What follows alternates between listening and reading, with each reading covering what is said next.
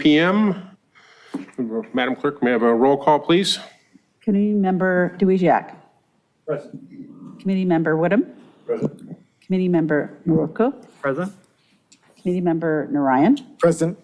Committee Member Kilroy. Present. And Committee Member Pimsler absent. And Chairperson Stressenberg. Here. We have a substitute, an Substitute here. alternate. Open house, I was busy night. Oh, yeah, I guess Kieran back here also. Madam Clerk, do you need anything from us to note that, or you just? Yeah, I'm going to actually, okay, so I just, alternate Committee Member Young. Yes. Okay, and I'm going to change your name in a few minutes. Just as you get seated, I'll ask Mr. Morocco to lead us in the salute to the flag. Please stand and repeat after me. I pledge allegiance to the flag of the United States of America and to the republic for which it stands, one nation, under God, indivisible, with liberty and justice for all.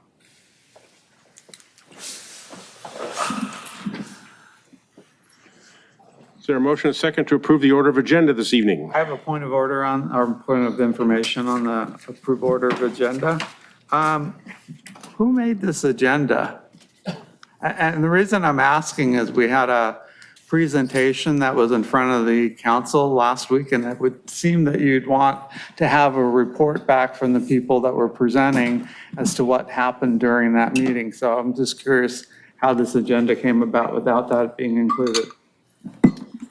Well, based from the last council meeting, these were the last two that were to be looked at.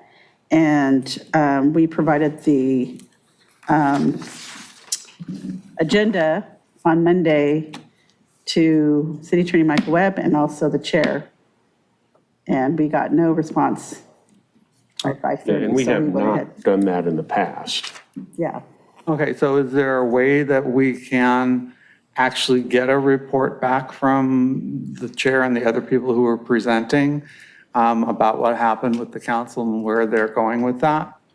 Is that possible to add that to the agenda? Yeah, I don't see. I would prefer not to. Yeah, I don't. It's in their hands now. We have done our job, and those items are off of our table. And I don't know that they've taken any particular action other than to receive what we forwarded to them. All right, well, I just thought. If I'd anyone ask. else has other inclinations, I just don't see the need for that.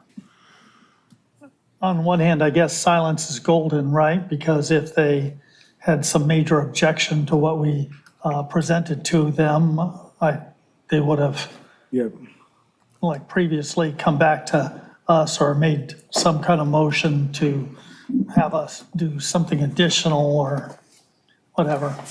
It's probably just temporarily been basically forgotten until it comes back up again. Well, the other thing I was asking, because I understood that we may be disbanded as a commission, and I thought that, I don't know if that came up after I had to leave that day. No. But my understanding is that we may be disbanded at some point. So I didn't know if that was, would be part of a report. Wishful thinking on your part. What? Wishful thinking on your part. I'm wondering if you're confusing two different things because they had an agenda item that talked about reviewing commission duties and consolidating commissions because a number of commissions didn't have much on their agendas in the last year or whatever. But that's the only thing I saw on their agenda. No, they made comments about ending our tenure here. Well, I figure we're going to end But one they time. never took any action. And when I wrote to the city attorney to verify whether we were actually meeting tonight, because I didn't stay beyond it. I was told that we are meeting at least this month and they're possibly disbanding us in July. So I guess that's the report, I guess. Okay. Okay. Is there a motion and second to approve the order of agenda? So moved. Second. All in favor? Aye. Any opposed? Very good. Booth folder items, having none this evening, we can move on to consent calendar. We have two items, F1 and F2. Is there a motion and second? Or would anyone like to pull anything from the consent calendar?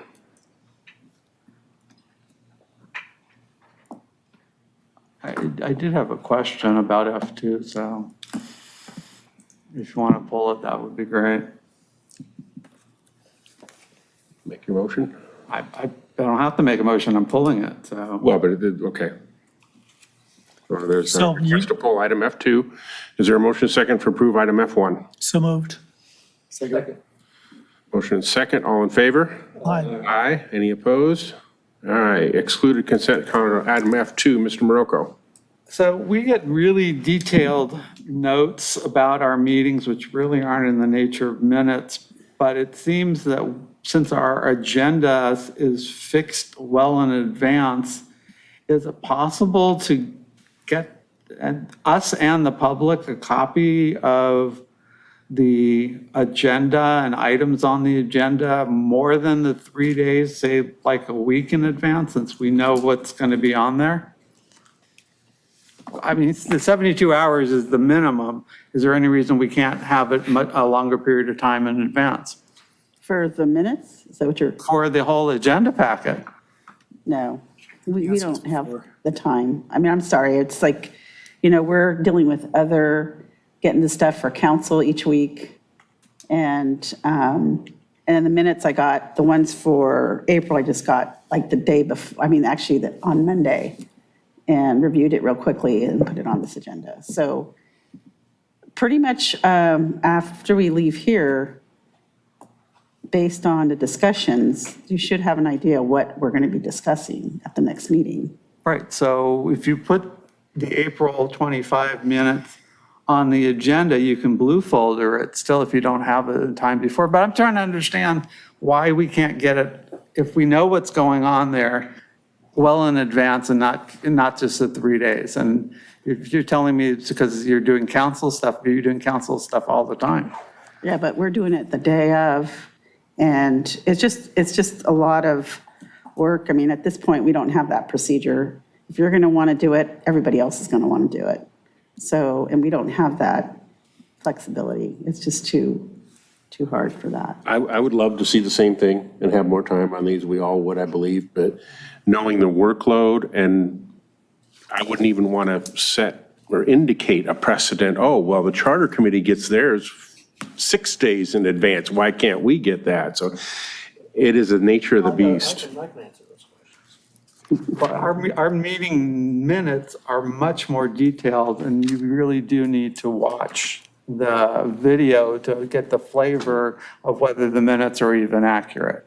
You do. So I'm going to request, move that we table the April 25th meetings until the next meeting and just act on the other two with this meeting. Minutes. The minutes, on the minutes, yeah.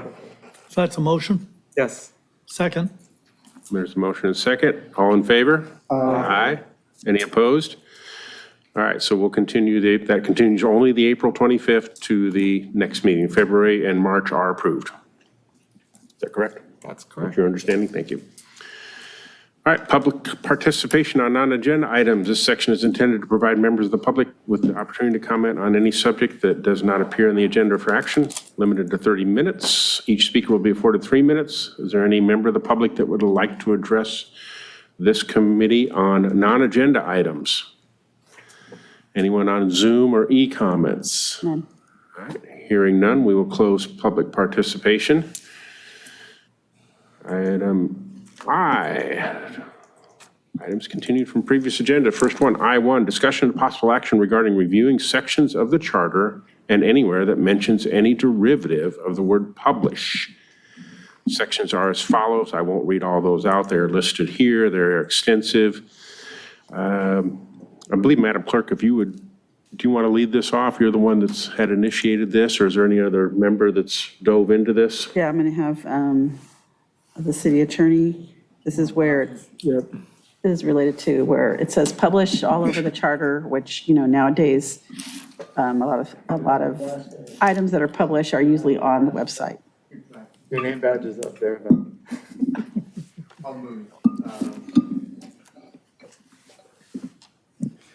They just installed the ability for me from that seat or the city manager to project it, and I didn't want to attempt it without a trial run, so.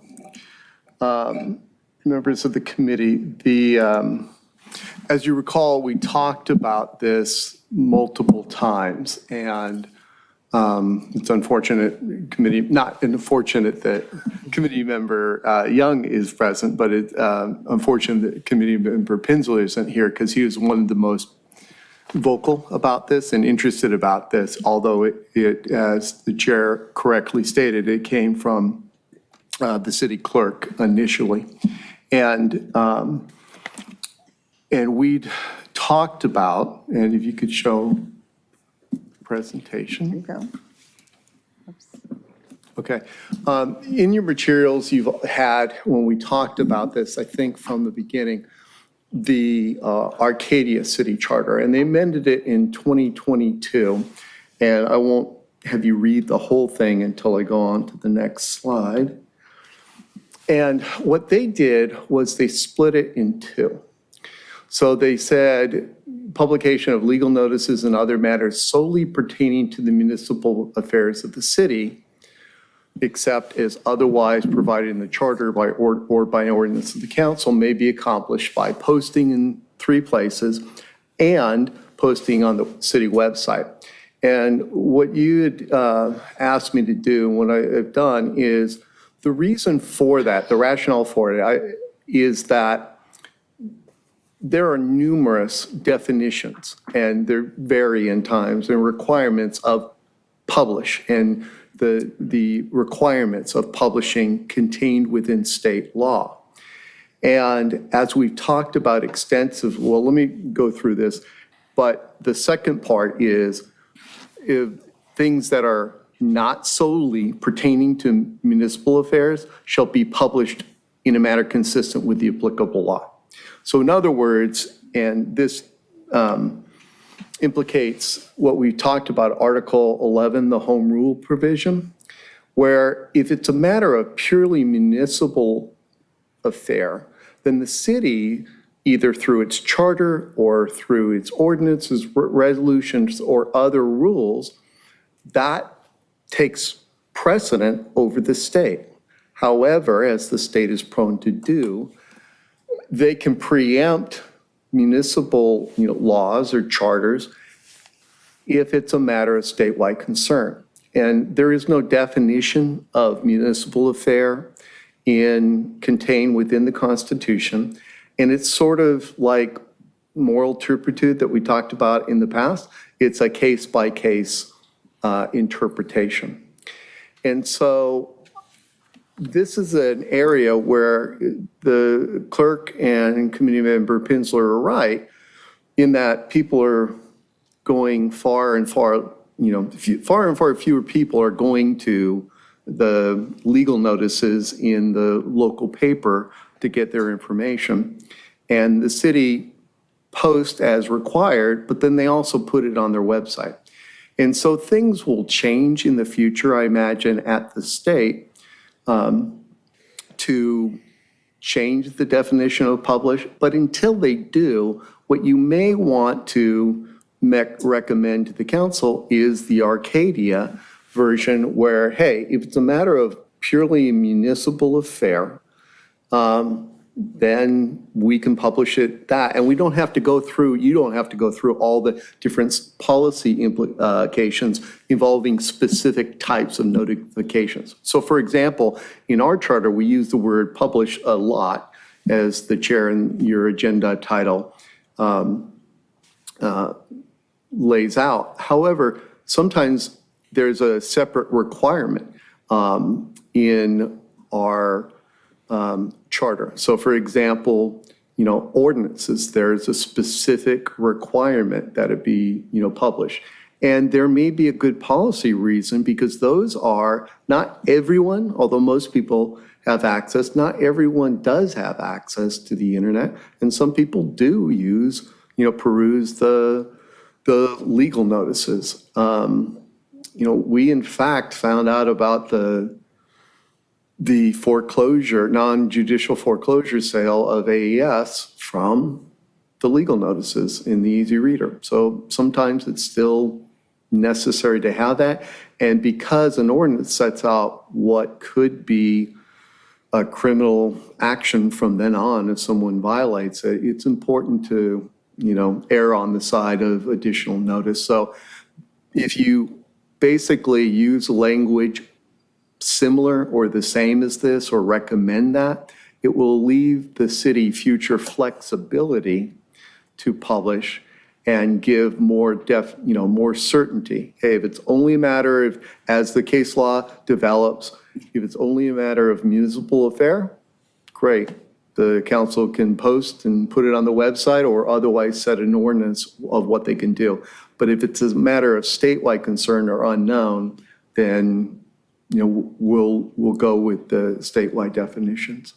So with that, you may want to, if you want to do anything, you may want to recommend the Arcadia model as something that will give the city flexibility in the future without necessarily changing the ordinance. And that is the end of my report, and I'll turn it over to I met with the clerk, and I think she's in agreement with this approach. There are some areas where the city could actually reduce its cost, given choices that the staff makes in terms of what gets published. And so there may be ways to cut the cost and still leave our charter section alone. So you may not want to do anything. But if you do want to give flexibility in the future as print papers disappear more and more, you may want to give some thought to recommending this to the council. And that's the end of my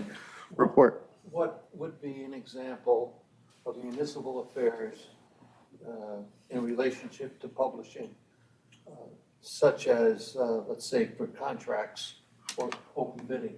Yeah, it's hard. What is the difference between state? Yeah, there's not a lot of So direction. this is you do it and you see? Well, this allows you the flexibility to do it as it becomes more clear. So for example, we have certain obligations. This is not a perfect answer, but there was case law that paying prevailing wage on public works contracts was a statewide concern. And that was reversed by a California Supreme Court decision from the city of Vista. And they said, no, it's a municipal concern.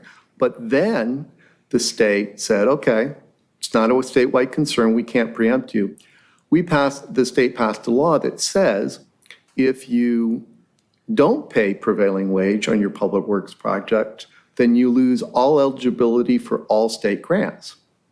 And so cities went through a series of, okay, we're paying prevailing wage, we're not paying it because we don't have to. Now we're paying prevailing wage because we get more in state grants. So it just is giving flexibility if you want to do that without deciding, the different issues. It's just like the approach you took in moral turpitude. We're not going to further define it right now because there are too many issues that could or won't be. But as more cases come along and say this is moral turpitude or this isn't moral turpitude, we'll be able to use that as a standard. Well, that leaves it in the purview of whoever holds the clerk's chair. What's going to be published and what isn't going to be published. There's no direction there. The clerk's chair and also the council and city manager. So, yeah, it does give, Well, I never heard the council ever say publish that. It was assumed the clerk would be doing their job. no, but the council can, you can see, the council. Have you ever heard it? In council, ignoring that question, if you look in section A, it says, except as provided in the charter or by ordinance of the council. So the council, if you pass this, could pass an ordinance that, okay, we want all things that are in this category to be published in a paper of general jurisdiction and, and on the website. So it doesn't, this type of charter doesn't leave it solely to the clerk. It can be a situation where the council reins in oversight or requirements. So you can decide not to don't do mean- it. This didn't come from the council. You can decide not to do it, but if you do it, I would strongly suggest you do the statewide versus municipal bifurcation so we don't run into unintended I'm consequences. not trying to prolong this, but I don't see how doing it that way is different from doing it the way we are now, because frankly, if we're going to change the charter, we should change it to the better. And by giving discretion, we'll have more things done by fiat.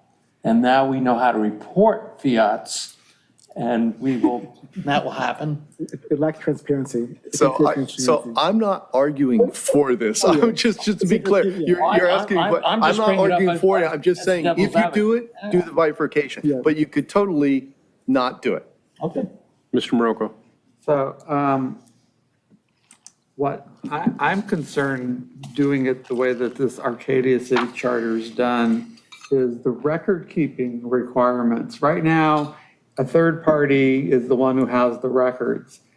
Our record retention, no offense, doesn't seem to have the records when you do a public records request. So it's, we have to get into the unintended consequences. How long do we keep it? What form do we keep it? How do you access all the prior notices? Because litigation comes not immediately, not within 30 days, but it'll come a substantial period afterward. So that's the concern I have is. So I'm not advocating for this. I'm just giving you the legal guidelines, so it'd be more to the clerk because she brought this for you, or more to each other because Committee Member Pinsler was very vocal about the need for this. So I don't disagree with anything that you're saying. This is the outer post, and you can completely say, we don't want to deal with it now until we get more certainty. Because you imagine the state's got to take action, because it's not just Redondo Beach that's running into I mean, there used to be Daily Breeze news racks on every other block, and now if there are any news racks, they're all, the window's broken, they're all empty. And so that's got to be something that the state ultimately addresses, and you can absolutely just defer until then. So I'm not advocating for this. I'm just saying, if you do this, make certain you do the bifurcation so we don't run into any unintended consequences. I'm going to follow on with what Mr. Dwidziak had led to. Is this really improving things? Because two things stand out here. And the first one that you already mentioned is except as otherwise provided in this charter or by ordinance. So we don't know, we'd have to review the rest of their charter to see what actually is called out in the charter, and even to the extent of what's in their ordinances, which I'm not inclined to do. So they may, having this as a standalone isn't quite the story. It's a part of the story. We need to prudently review, in our application, what other parts of the charter still call it out, and how would this potentially override that or not override it. And then the other one is within paragraph C, where they call out the newspaper contracts for publication. So that's still in there. Leads me to believe that they are still publishing a considerable amount, but I don't know that. If I can address two things. They did, in fact, and I think in your materials that you've had, there's a red line of this, and it also made a red line of an earlier section like 416. And there, they removed the obligation to post ordinances, print ordinances in the local paper. We have that specific restriction in our charter.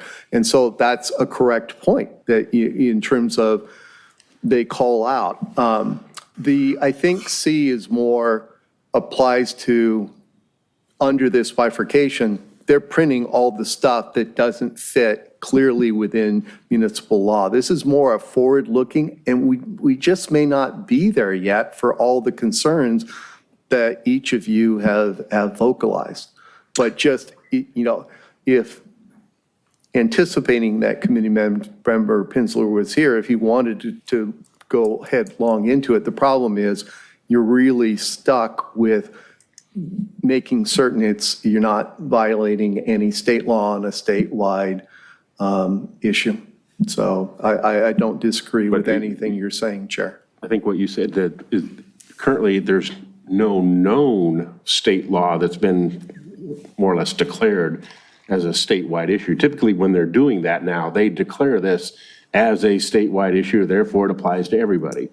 So I don't know that, I think it's not urgent right now, probably that's why, right? It's nice to have. Right. It's a lot of cost for this, but it's not And on that- their minds. I'm going to use that as a good lead in my next question to Clerk Manzano. Is there a particular thing or area that is really expensive for us that you would be looking to circumvent if we could? Or is it just General plan. cut by, death by 1,000 cuts? No, and when I mentioned it the first time that this came up was related to building code. So every 2 or 3 years, we have to update the building code. And that's And massive. it's a $10,000 bill in the paper. However, I know they can also do a summary, but the problem is it's the department's responsibility to do that summary. And of course, when people change, When staff changes. when staff changes, then, it doesn't come over to us in summary. And that goes the same thing, if we have changes in the city clerk's office, they might not realize that. So based on this, there is an idea I'm thinking is that we normally we take that budget for legal ads and ordinances. So what I might do is make the department responsible for that budget. So that 10,000 either comes out of their budget or it's 6,000 if they do the summary. Do you have a feel how much we spend in total annually that we might potentially not have to spend?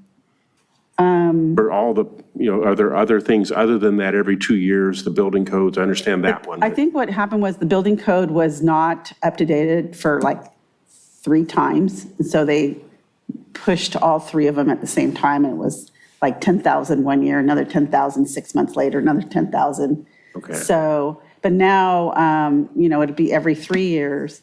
That so far, I think the other one I saw since my time is they changed all the department head names or the department's names and the department heads. So that was a big ordinance. But it happens. And the legal notices, I sort of have the same concern, is that the bids, in a sense of bids or the budget that they all have to make notices, is that, I prefer that it still be in the paper. But again, I'm looking forward in the sense of, what's going to happen when they do decide to finally change that. And that was my 2 cents, I guess. Off topic, but on the same subject. If we put, let's just say the general plan or the building codes online, I'm not familiar enough with the new website. Are those documents searchable? Yes, so when we have legal ads and ordinance, they are on our website. But are they searchable?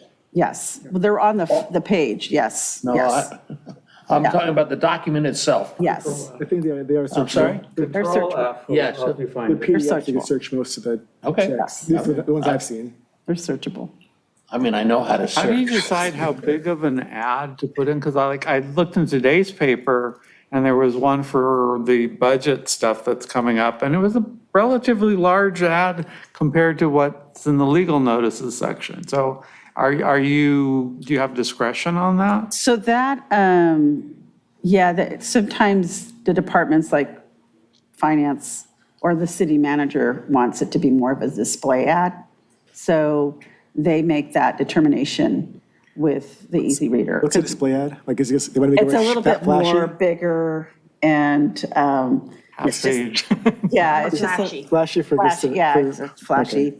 A little, some arts or some stuff like that. It seems like there was something somewhere about minimum font size. Yes, But so. whether that was universal or Once a not. year, per the charter, we go, we do a bid for legal ads, and, which is going to be coming up in June. So we do this every year. And right now, it's been the Easy Reader for the last, I think, 5 years.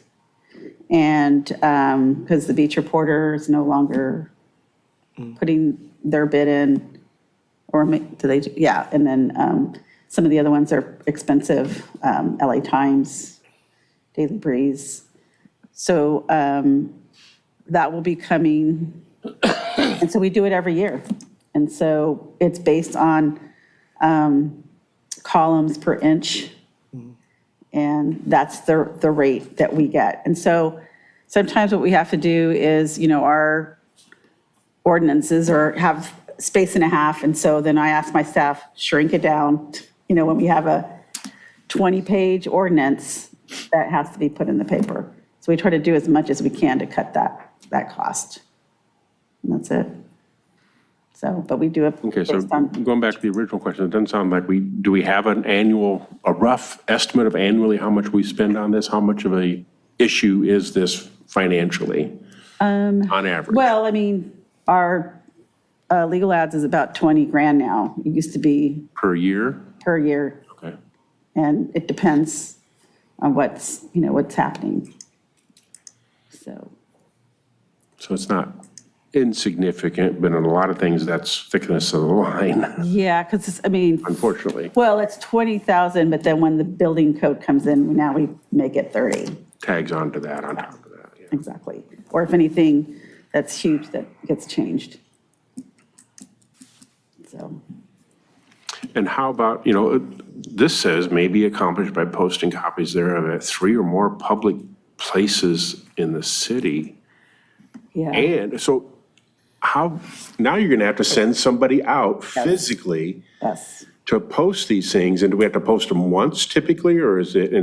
We post it once and it's right here in front of our. Now you'd have to pick 3 throughout the city. Then you'd have to pick 3, yes. 'Cause you couldn't just do it here in the police station and the annex, that wouldn't No, it work. has to be spread out in the city. That's what you'd have to do. And I think just now you're faced with the time and effort of someone physically and maintaining that, because they get vandalized, they get beat up, and here not so much because there's more activity here, but let's say we went to Anderson Park or something, and there's not a lot of places to post it. No, and then it probably has to be, like, we have we do our ordinances and our agenda, the council's agenda, in glass, because we don't want someone taking it, because it's within that. And for example, to post the building codes, that's a lot of document. Yep. We couldn't just post the front page. It would Nope. have, and somehow it'd have to be, almost feels like we're exchanging one problem for a potentially bigger Yeah. problem. I mean, I don't, yeah, Well, we're it's, trying to solve a bigger problem. yeah. I don't think we're exchanging anything. If it was written in such a way, it's like the budget. Something that big, you don't post necessarily on the wall, but you provide a binder with the thing. It's like, so that's what's at the city clerk's office. And the other places it would be library. the other, the North Branch Library. Right. The other places are the community centers. You've got Alta Vista Community Center, Perry Park Community Center, you've got one Veterans Park, you've got the Anderson. So there's a number of community centers where city people are going regularly anyway. And correct me if I'm wrong, Eleanor, but if you had something over 10 or 15 pages, you could just put it in a binder. Right, so, well, Electronic kiosks as well. right, and that's the other thing we're going to be looking at, but that's, Not everybody has a phone. for like the library, I know they have computers. I don't know, like regarding veterans, the senior centers, things like that. I'm not sure what they have for their accommodations, but we don't want to print. We're trying not to, that was the whole purpose. But it doesn't look like, it's either we got to print or we do what we're doing now and we pay for it. So I don't know, to me, I think it's just not time yet. It's an antiquated requirement that we're 98% there, but that last 2%, It's just not you there. still can't just ignore. Is Exactly. that the issue, 2%? I don't know if that's, but I'm, It's some very small percent. It varies per year. What if we ignore that 2%? we could potentially get into some liability issues, Yes. legal issues, because we have to provide it. To less. Well, you have to But it provide, is, you it have is to provide provided. the It is information. provided. Well, but it has to be accessible to It's everyone. provided and maintained on the internet, on the website. Right. So how about do we provide internet access at the libraries? Yes. And could that be relied upon in lieu of, to complete that last mile?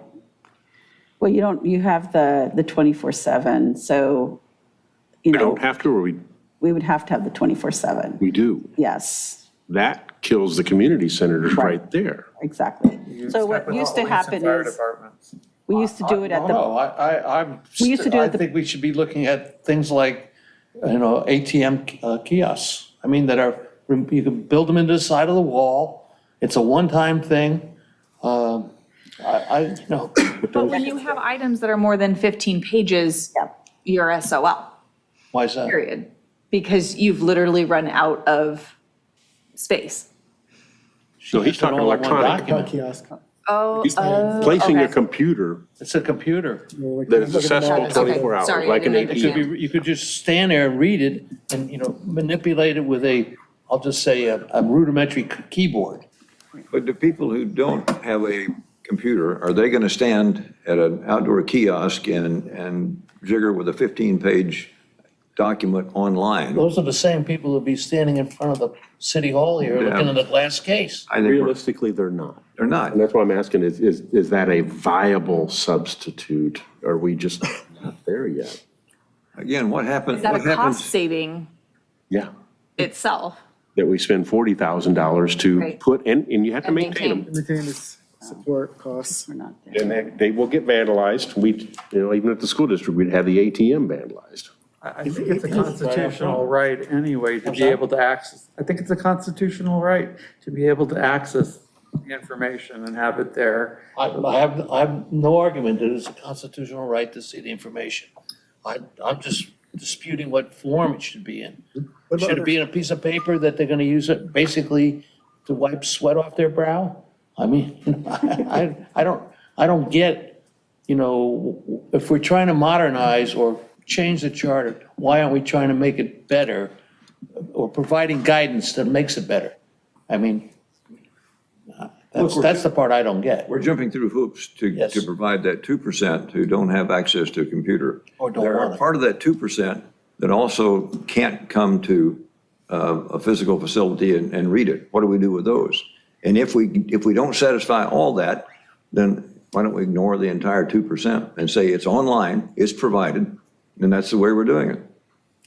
Well, it depends on if you're talking about, again, a state matter or a municipal affair. You can, Well, we're stuck on a municipal affairs. okay, got it, yeah. Because it's state matter, there are very real consequences if you ignore the 2%. But what I'm saying is, if there are parts of that 2% that what we're suggesting right here, we won't cover, potentially won't cover. So how do we ensure that we cover all of that 2 or 3% that don't get it online?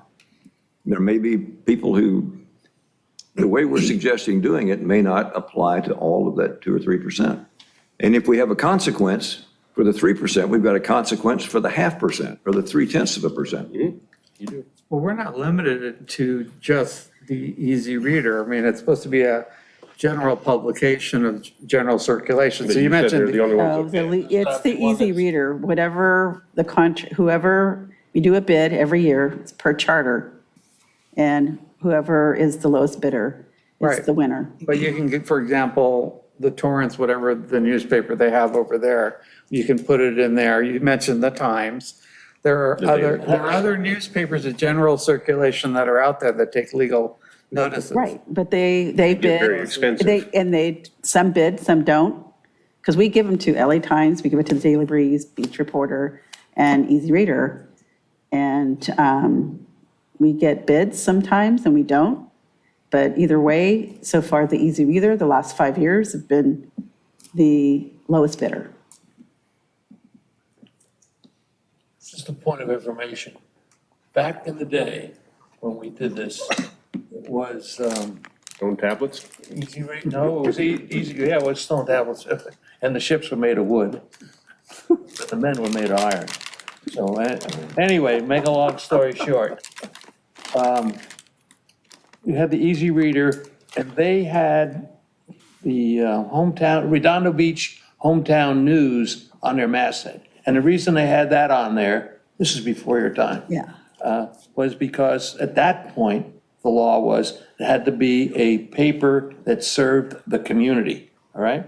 So how are we proving that these people serve the community when, for instance, in those, back then, they came around every Thursday, I guess it was, and we got 2 throwaway papers. It was Easy Reader and the Beach Reporter, before the Beach Reporter was absorbed into the news group. And, the Times never, because they had a South Bay edition, they never really wanted to be involved. So we had this fight every time the contract came up between the 2 papers that were basically local. In those days, I think the Beach Reporter was a subsidiary of the Daily Breeze. Correct. Yeah. So how, that's no longer the case? Meaning that they have to be, prove the readership? In their In Redondo, I mean- in the contract, it says where their circulation is. So it's in the contract that they have to somehow service. Do they provide their circulation back? members. I'm saying, they had, that was the reason they threw the paper away, meaning throwaway paper. Right. Was because they could say that we served 66,000 residents or households or whatever the number was every week, and therefore we deserve the contract. That's how that worked. Yep. So what I'm hearing you saying now, it doesn't really matter who they serve or how they prove it up, I guess that would be I know what they're gonna say, Right. because It's based on what they submit on their contract or on their bid. so the contract Yeah. says, The bid, yes, and the contract says. right, also. it says, what does it say about circulation? Now, roughly, you don't have to tell the precise. Yeah, I don't Lawyer know. language. I haven't seen the, I don't know at this point. Well, the Easy Reader is no longer distributed like it used to be. It's now I got made that part. That's available. exactly my Yeah, point. that's your point. That's But whereas exactly the my- Beach Reporter still is Yes. thrown out to each. Well, I don't know, do they do every house? No. Every driveway? No, they don't. I know they'll say they do, because they want the contract, but my point is, we're beating a horse here of history. And we want to, I think we need to suggest something that is, okay, we're changing the publishing to electronic, or whatever. But the old way of doing business is gone.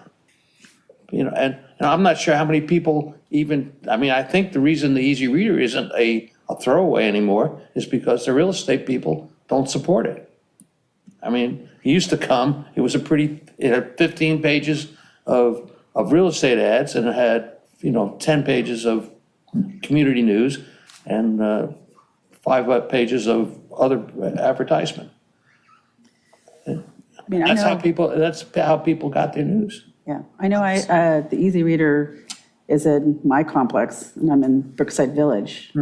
So I've seen it just recently. I've been seeing it come into my mailbox. Easy Reader? Yes. I get that from your office is where I usually pick it Yeah, up. but I'm actually at our, which is like 365 units. I haven't got an Easy Reader on my street in 2 years. For a while, they were delivering through the mail, then they dropped that. I get it in the mail still. I never got it in the mail. I get it once a month in the mail. Oh, really? Not I get it once a on my week. driveway every Thursday. Easy They reader. won't deliver to my driveway. No, they don't deliver to my driveway either. Yeah, not Very mine either. interesting. My point is, Right. how are we verifying, if we're using the readership, that the public has a right to know, and we publish in papers that the public reads, how do we know the public's reading it? We know everybody, that part of we it. know everybody has a cell phone. I mean, Right. 98% of the people have a cell phone, okay?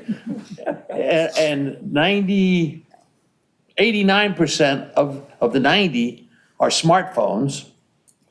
And people do use that because I see them walking down the sidewalk, just, with their phone in front of their face. So they're using it for information. Whether or not they're looking up the ads, I have no idea what they're doing. And I don't And the Easy care. Reader online is subscription. So that's the other Okay, so thing. they have metrics then. They have metrics if they're online and their subscription. And that goes to prove my point from before. But it's not subscription, because She just said it was. It was, maybe your version is, but I'm getting it every week. just Like I said, every by time I go there, accident. well, I get get every week, but when I go into it, Online, it's I don't have okay. access to. No, it's not cheap either. It blocks you out. Yeah. Mine doesn't. Yeah, so it's mine does. Anyway, Okay. so if the intent is that the public has a right to know, and we publish so they have a right to know what we're doing and who we're contracting with and how we're spending money and what the general plan looks like and what the building codes are. If they have that right, how are we getting that information to them? Right now, we're doing it a very cumbersome way that they don't, I want to see the person who stands out in front of the city hall and reads the building code. I want to see that person, because, I don't believe they exist. So, we need to suggest something that is, In the budget this year. yeah, exactly. What, the person? Yeah. Okay, we'll put them in the Town- right town time. crier. Yeah, the town crier, very good, I like that, yeah. Yeah, next we'll bring back the lamplighters, that's even better. We'll combine those two Oh, positions. yeah, nah, I don't think we can, it's a pretty big, 6.82 miles. Yeah, so, anyway, If I may, just as a reminder, one of the changes that was made to the past when you did it was, and this was a fairly recent, let me see the date, 2003, change to 19.5. So the reason they relied on Redondo Hometown News is the charter. So this is in your materials, it's the last attachment to your, so it may be easier to open it on your computer. It's the last attachment to this agenda item. It used to require that it be published in a newspaper or general circulation, published and circulated in said city during the entire year. So Easy Reader convincingly made the argument before I was elected that they were the only one grandfathered in with their purchase of the Redondo Hometown News published in the city. And so they had a de facto monopoly on legal notices. And then the council put on the ballot and the voters passed removing published in, and then it just became a newspaper of general circulation, circulate in the city. And during that time period, there were active, before Daily Breeze purchased Beach Reporter, there were active bids between the Beach Reporter, Daily Breeze, and Easy Reader, and they all had different font types and costs, and the council would make a determination of, which was the lowest responsible bidder. But we had competition, and that existed for a while until consolidation in the newspaper. And then just for your discussion, there's a definition in 6008 of the government code, and there are different criterias of what can constitute a newspaper of general circulation. And like number 2 has substantial distribution to paid subscribers. And so The Easy Reader does have a subscription model, but they do it on certain items, like many newspapers do, where you can view some of it for free, but there are some articles that you have to have a paid subscription for. So they're clearly, I don't know, I don't opine on, it's something not before me. Not opining on whether they meet the criteria, but I think they're clearly trying to meet the general definition of newspaper of general circulation. But again, if you want to come up with a better way, if it's a matter of, purely municipal concern, then you can do that. But the problem will be if it's a matter of mixed or statewide concern, and then you don't publish it in a newspaper of general circulation, there are consequences to that action. So this is just the outer limits. So once again, it's your wisdom of what to recommend to the council.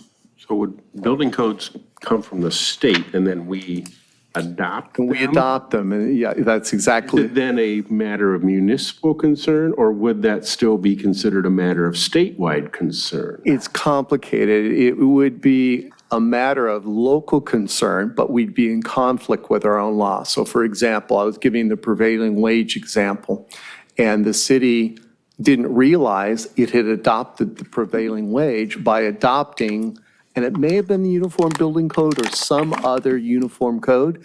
And one of the provisions buried in there was you must pay prevailing wage on all your public works project, and it wasn't complying with it. And then the city council took action to not adopt that section of the uniform code. And then the state said, okay, you lose all grants if you don't have prevailing wage, and the council scrambled to get an ordinance in place requiring prevailing wage. But, it is, because it doesn't apply unless it's adopted by the council, I would argue it's a matter of municipal affair, but then you could potentially and unknowingly put the city in conflict where because remember the ordinance was unless the charter or some other provision of law requires it, and if the council has passed an ordinance adopting the Uniform Building Code and they generally don't exempt certain sections out of it, then okay, we have an ordinance adopting the code which requires certain levels of publication. So that's what I'm saying. It's rife with challenges to trying to adopt a global approach if you want to move it forward, but it may be to, I think I heard the chair say it. Trading one set of problems for another. Yeah, and we may be, I don't know about the math, but we may be 98% of the way there, but you are taking on a new series of problems instead of waiting for the other 2% to be resolved. So Using the building code example,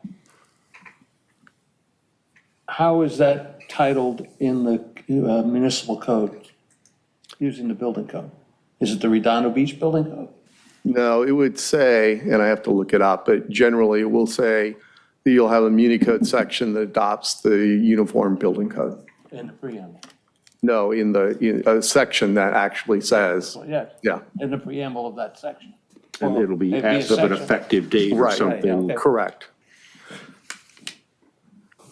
So what if you just adopted everything that was in that code, state code, called it your own, just plagiarized the words and used it as the Redondo Beach City Building Code? Would it then qualify as a municipal affairs? No, I think it's going to be a municipal, knowing that there's no case law on this. I would argue it's a municipal affair, whether you adopt it or, Okay. but the problem remains, if you adopt, you plagiarize That's my everything, question. there's probably something in there that requires There's publication. landmines. Exactly. And that was the problem we don't know what's in there. And you really don't know when you don't plagiarize it, when you just adopt it, because I think it was engineering that had recommended adopting the particular code, and they didn't do it for anything to do with prevailing wage. It was just a provision that they didn't know was in there until we did some research, and it's like, okay, well, this is a problem now. And when they're reviewing it, their eyes are not focused on that aspect. They're looking at, now we have to have this type of certification for this type of material or something. Yeah, well, they're looking exactly what they need, the meat and potatoes of it. And so that's the problem, is you're potentially putting a future city in, okay, we're putting on the website, and then someone challenges it because, well, you've adopted the code, and the code requires you publish it in a newspaper general circulation. So it's rife with potential unintended consequences.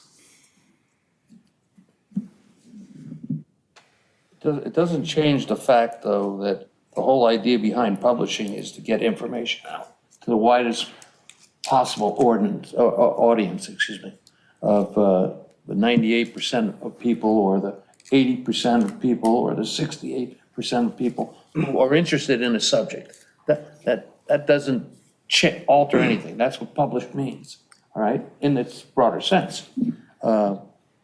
But we have to comply with If we're going to change the charter, if we're change we're not changing the meaning of publish, we're changing the meaning of how we publish, or the means of publishing.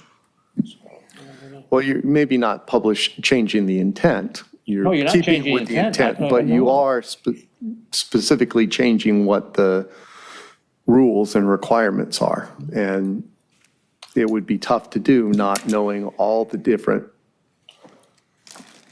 Also, no one's really solved this problem yet, any other state either, right? For the most part, it's kind of just a common problem. well, that's, Arcadia is the most recent yeah. example, and I. That's untested. Yeah, It's that's it. untested, and I like the approach, but I don't like the tag along of removing the need to publish in a paper an ordinance, because that's an area where potential criminal penalties are involved. You want to give the most notice to people. So Clerk Manzano, having kind of thought this through a little bit more, would you want to trade the publish as it is now for a posting? I don't know that it would be 3 locations like Arcadia said, but it seems like that would make sense given the stretch of our city. But how would you feel about having your office responsible for physically going out and making sure that happens and having it available every time? Is it worth it?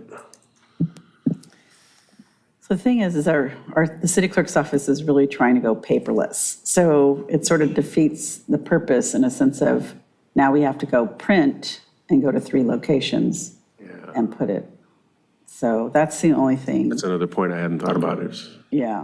You know, it's like invest in a kiosk thing, but that's a continuous cost also.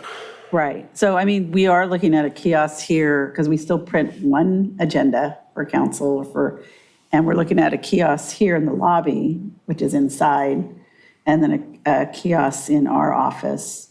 So to have like sort of ATM kind of things around, that would be hard, I think, for IT, and because it's not just our department. Ours is easy. We can just put it right on the system. It's maintaining the kiosks is I think that's going to be hard. but from reading Arcadia, it sounds like a key aspect of what they did was the 3 places throughout the city. Right, That's a key factor. right. Yeah. And if we didn't have that, would we fall short of our requirements then? Yeah. Or what's required of us? I think it's just too soon, I guess. We can change the number, we don't have to go with 3. Understood. But to me, and I said that, I don't know, 3 would be the appropriate, it seems like it would given the stretch of our city, but We haven't talked about whether this is something that's going to capture the public's opinion as well, and maybe this needs to be surveyed out to the public. It does take away transparency if you take away the papers. Yeah. If you're planning to put in 2 kiosks already, I don't get why 2 more are a problem.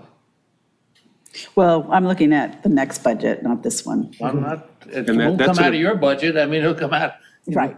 it'll come out of IT's budget. That's in a very controlled, pretty well-traveled environment too, right here. But I'm only trying to mitigate the concern of 3. We're gonna have 2, but they were both gonna be at this location. So what's the problem with 2 more? One in the north, let's just say, and one in Riviera Village. I mean, I'd have to look at different locations and what that would be and where. you could probably make a deal with a bank or somebody who has foot traffic, for that you could have an outside ATM or something. I mean, we have the outside ballot boxes, I mean, it's a changing world. I mean, I don't get it.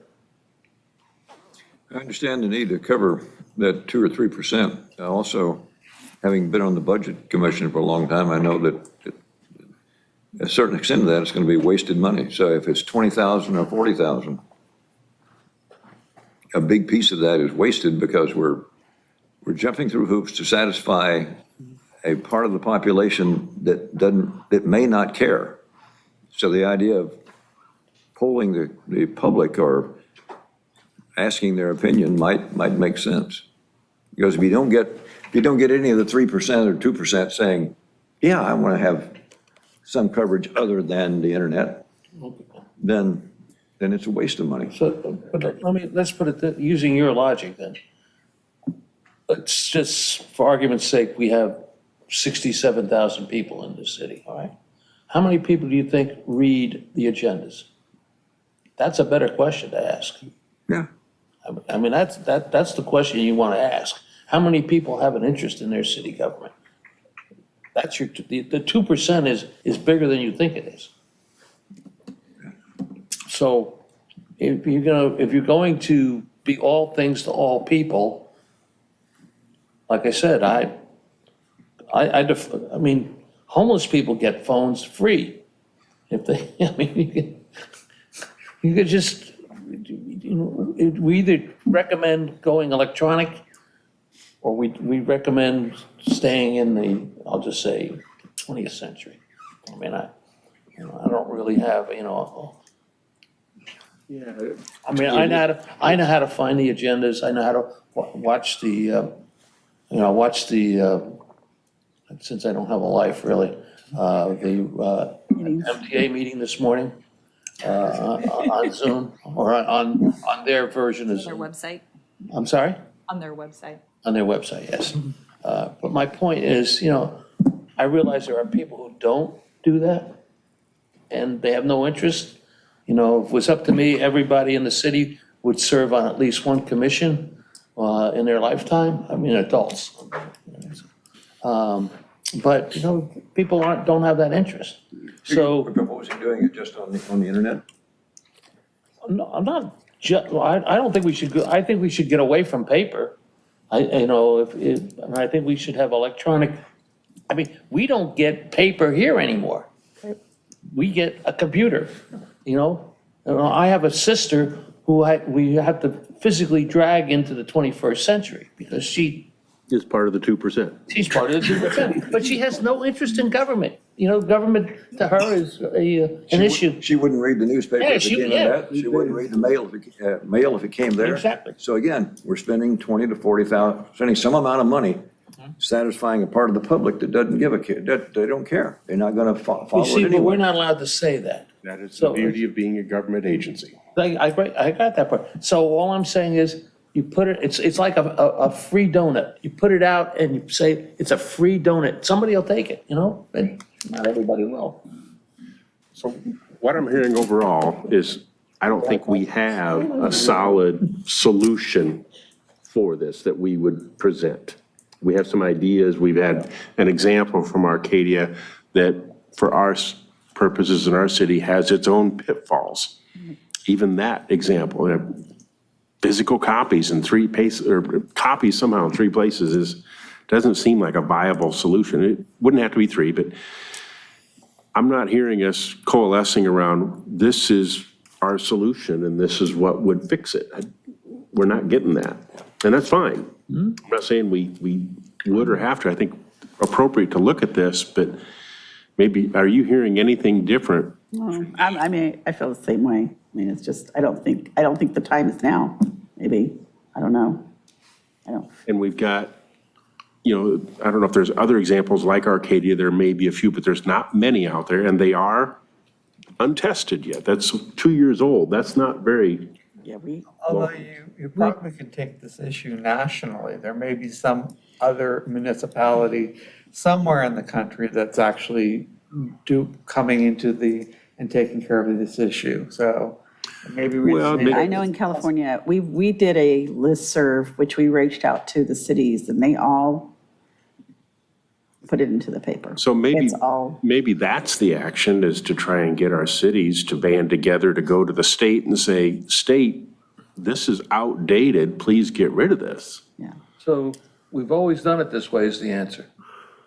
Yeah. Is that what you're saying? That's what I heard you say, the clerk said. Well, all cities are doing it as. That's what I said. Well, you're not, now you sound I'm like not Bob. saying us. Everybody else I'm is doing saying it, so all. we might as well do it, yeah. I mean, we put it out there and asked, Really, nobody's, I would say other people are looking the same way we are. yeah, which is why Arcadia did what they did. So, I'm not seeing anything that we would forward as a solution here or a recommendation. I think the discussion is fine, but this is not one that council requested. So, but if there's something we would want to forward to council, we can do that. Recommendation to send a council letter to state legislators or something like that. Is it worth tabling until the next meeting when Bob's supposedly back? And he seems to be the most passionate about it.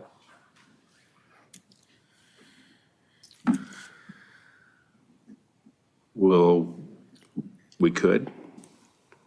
We will end up rehashing what we did tonight, I think. And I don't know that we would. Well, not really.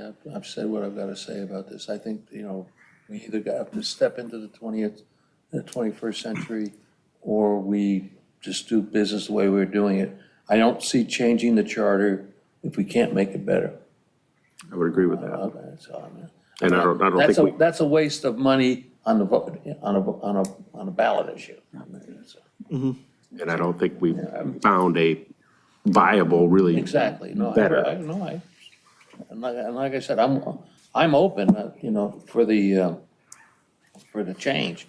But I'm less concerned with the statewide concerns, because I think that's just a dodge.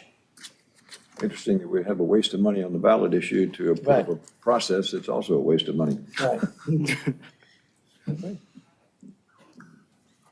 This would require an education process of the public as well. What does Ms. Young have to say? You're sitting in the vocal chair, I don't think there's a solution at this point. I would like to see more definition from the state and move forward before we move forward. The only definition you get from the state, I'm just my personal experience, is ones that benefit them. So, we're talking about our city charter here. So it's, the real question is, how do we want to evolve? Not how to, we want the state to evolve as well, but I'm more of a hometown guy as opposed to waiting for guidance from above. It's the 2% that causes the problems, though. Yes, it does. Always. Sometimes it's 10. I'm happy to continue it if you want to give I would love Mr. public Pinzler. comment if there is any.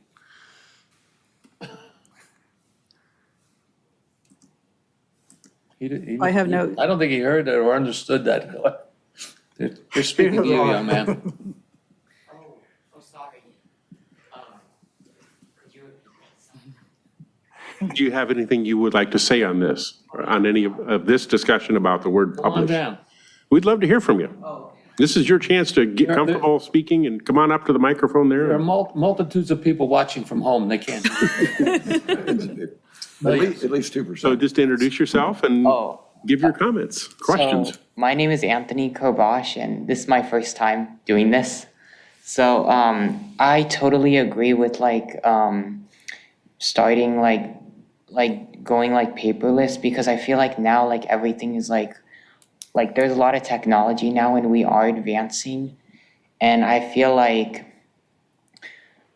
what you said about the newspaper and all that, I feel like now no one really reads it anymore. I walk by sometimes and I see the newspaper on the floor and no one ever picks it up. So I feel like we're losing money that way, and our budget I feel like our budget we're not sorry.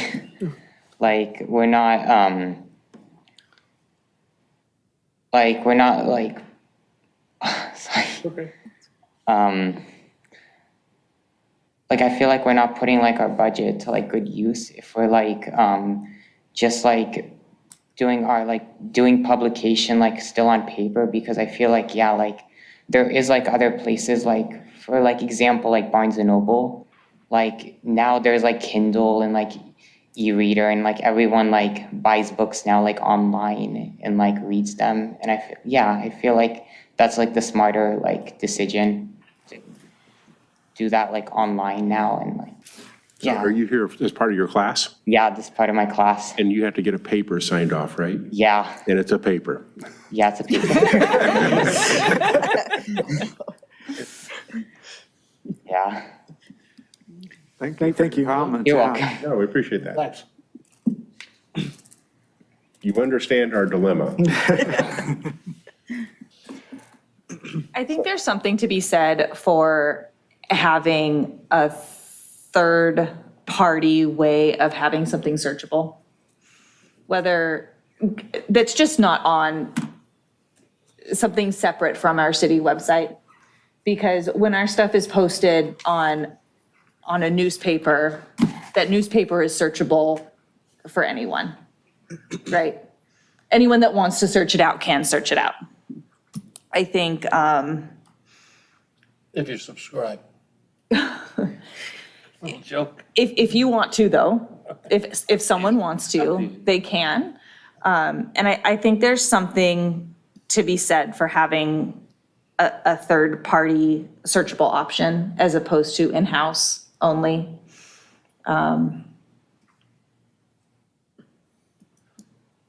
My only point is that if you have, 250,000 words, nobody's is going to read 250,000 words, even if they are the most interested party in, for that, whatever that document is. And so I would just like to have a shortcut of how they can get to the meat of what they're interested in. Or it's, basically a surgical knife. So are we Electronic. limited in publishing in a newspaper a summary that says you can go get the full context of the documents at these physical locations and on the website? Is that kind of restricted, or is that something we have the flexibility to add? So that's per the charter, and that's what I've understand is that it has to be published in the paper, the full one. Well, we can change the charter language for local municipal items. So is that something we could get, instead of a 300-page, $10,000 building code thing, put in a half-a-page summary and say, here's where you can get access. The other 2% will at least see it, and then the rest of the 98% can actually access it. Have the ability to see. Yeah, that would be something the city attorney would have to, because based on what he said, is that we have to publish Actually it. publish it, yeah. Because I know, because one thing is, for the election, there is that election That's a code state. that says you can have it on, like an ordinance, you can have it on your website, and you can say to the voters, you can go to this website, or you can call the city clerk and get a copy. That's what, To get the Election full codes. expanded, yeah, but election code covers that specifically. yes, so based on To get away from massive voter Yes. pamphlets. exactly. So the election code has it, but that's not But the state took action there. right. But if we fashion language in our charter that allows for it, then for municipal items only. I don't know, because I mean, that, based on what the city attorney was saying, it doesn't sound like it. I don't know, he's back. Or am I interpreting incorrectly? Oh, look, he was paged. Sorry, I'm multitasking, trying to do research on something that has a short turnaround. It's unknowable at this stage, but I would think, for example, that for a municipal affair could pass muster if you replaced posting it in 3 locations with, publishing summary and a link to a website might be okay if it didn't conflict with any other ordinances that we've either have or have unknowingly adopted. So, that might be okay. But we can suggest a charter language that actually deals with that specifically. Okay. Maybe that's the middle ground. But for only municipal Only, concern. yeah, well, that's the Arcadia thing would be. Right, exactly. But that's not to say that the posting in 3 places is better, other than for the 2% that don't have, access to the website. So even if they saw the summary, they might not necessarily be able to avail it themselves. Is that Arcadia language in the slides that you had presented this evening, is that in our package anywhere? Okay. The second, Okay, now I see it, Arcadia. yeah, it's been in there before when we talked about it. I think it may have been in the very first time. Right. I think I found that one. It's the second tab. Well, It's very, Well, but it's not the slides that we, oh, that's side, that was the red line. Yeah, Oh, the slides, Hugh. Yeah, it's not the slide, but it shows the language. Yeah, so the language was a little hard to read because it was only a markup, a red line. So I took the language from the ordinance itself and put all of it so you could read it. And if you want me to put it back up, I will. And then I highlighted so you could clearly see the bifurcation between statewide interest and local municipal affair.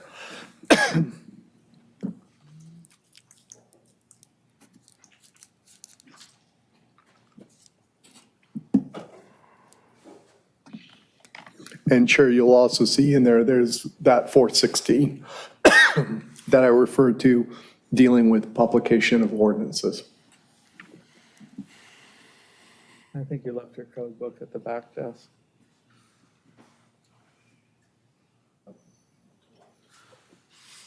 and that gets into the language like you I were think- talking, Mr. Rocco, about the summary at least.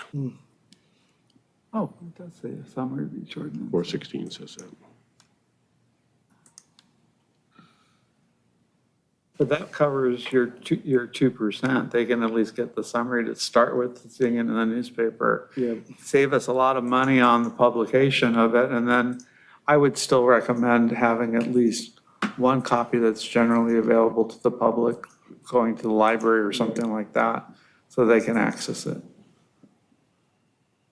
Well, didn't you say we need 24/7 access for things? What's the requirement for 24/7? Is there a requirement that we provide this 24/7 if it's in the library? That seems a little I excessive. know for the agendas, we have that on there. So that's a I don't state know about matter, the yeah. ordinances. Probably not ordinance. So we have it, we post it outside. So right now, we are posting it outside here. But that's just the That's the. no. basic agenda, that's not all No, the, it's basic, when an ordinance is oh, ordinances, okay. introduced, we post it. But the On our- agendas are like Brown Act stuff, so that is a Right. state interest, so it would have to be fully published. But I don't think we're limited, and unfortunately, the city attorney left again. But I don't think we're limited if we put it in the charter, that you can put it in the libraries and have, because I think we have free access to everybody for the computers in the library. And their hours are relatively long. So once again, there is no exact answer. But the idea isn't a bad one because you're correct, the 24/7 agenda requirement is a Brown Act requirement. It's unknowable if that would be challengeable, but if it's a municipal affair, then presumably, if it doesn't conflict unknowingly with another ordinance we've adopted, that would be fine. Okay. And But I'll answer the same with any permeation of that. And it's like, we don't know because it hasn't been tested, but that would seem fine. I don't like being a guinea pig. Well, no, I'm just thinking, I wouldn't want to invite the state legislature to actually codify that the city, a charter city can do this, because it's just opening up a potential can of worms that we can't necessarily see. But there have been instances of people who bring suits just to test it and get the published opinion, which has some precedential value. And that may be one of these things that you set up a soft lob of the thing and have them sign off on, the court sign off on it. I think a few states are trying to do this. I think a few states are already trying to do this. Like Connecticut's trying to maybe stop publishing notices as well. Some cities there. I think Florida might not publish as well. And I think Florida doesn't publish online either. They don't publish in papers.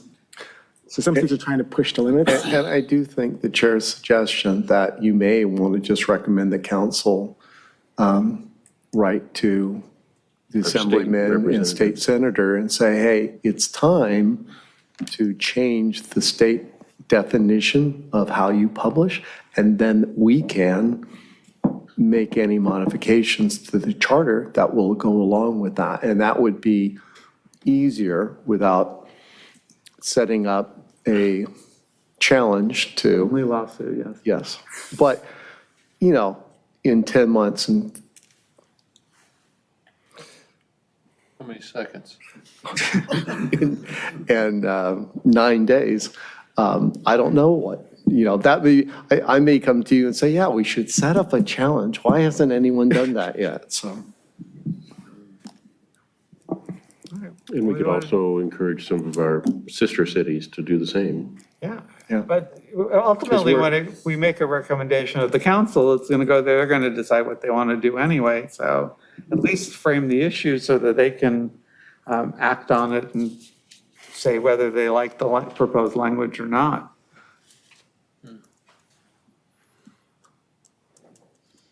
Yeah, I think about it financially, if it's on average 20,000 a year, you'd have to have a solution that's going to save you money Now's the time to do and it. manpower, Working on and the budget. I don't know that we have that right now. Writing one letter to or writing letters to our state representatives is relatively low cost, just a little bit of time to do it, so, An email, it's easy. yeah. So can I make a motion to move us forward? I would move that we change the language to allow for a summary and to cease doing the publication, but at the same time, make the copies available in the library and change whatever ordinances are needed with regards to not having it 24/7 for municipal items. This is a charter issue that you're going to send forth to the council? It's a charter issue. I mean, that's what. It is a charter issue, but I think you have to be a little more narrow. I mean, you're off on how to do it as opposed to what to do. Well, I think I said it now a couple times, but I think we need to send it on to the council with our suggestion. And obviously, we need to wordsmith it because you're not going to vote for it unless you actually see the language there. So, Who does that? The council? well, they'll do the ultimate wordsmithing at the end of the day, once we make the, as you saw last time, we make the proposal, they'll come up with their own alternative on it. As they But should. I think it's something worthy of presenting to the council so that they can decide if this is something of importance for them to bring to the public for a vote. And I'm happy to work with the city attorney to wordsmith something to bring back to the next meeting. Second. Public comment. We've had that. We called for a public comment. We didn't have it with a motion on the floor. Well, we don't have to have a motion on the floor first. Is there one place in the charter that defines published? Because I'm reading, I picked out one here, section 7.2 about redistricting. It just says shall have been published, but it doesn't say anything about how. It's 19.5, I think, is, well, that's dealing with the bids, but that's generally the area that it's been in. But I'm not, is there a, Here's the expert on it. like the there are- Arcadia was intended to be overall encompassing. Yeah, no, they have specific, like the ordinance, publishing ordinance, it will specifically say, or the bids for different sections, but there's not one overall definition. It just keeps using publish, and then they'll have specific extra requirements, published in a general, paper of general circulation, et cetera, et Like cetera. 19.5 says that, 7.2 just says publish. Yeah.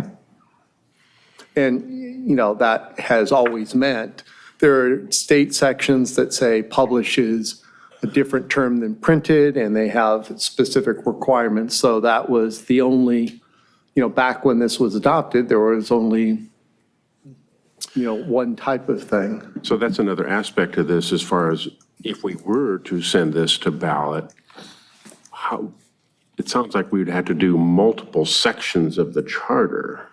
Well, if you wanted to, that's why the Arcadia model was sort of like what you did with the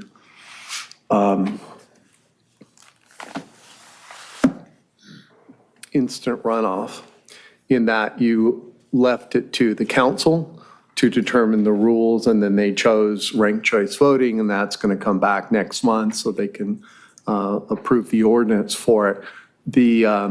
This would set a framework, and then the council could choose, again, by ordinance or by adopting other changes, what to do with specific sections. Because again, as long as you've got that bifurcation, one definition won't necessarily work for all. Would we put it under 19.5 or create a new section under general provisions? I'd probably put it under general provisions, so Create that, a new, Like we're doing Yeah. with residency.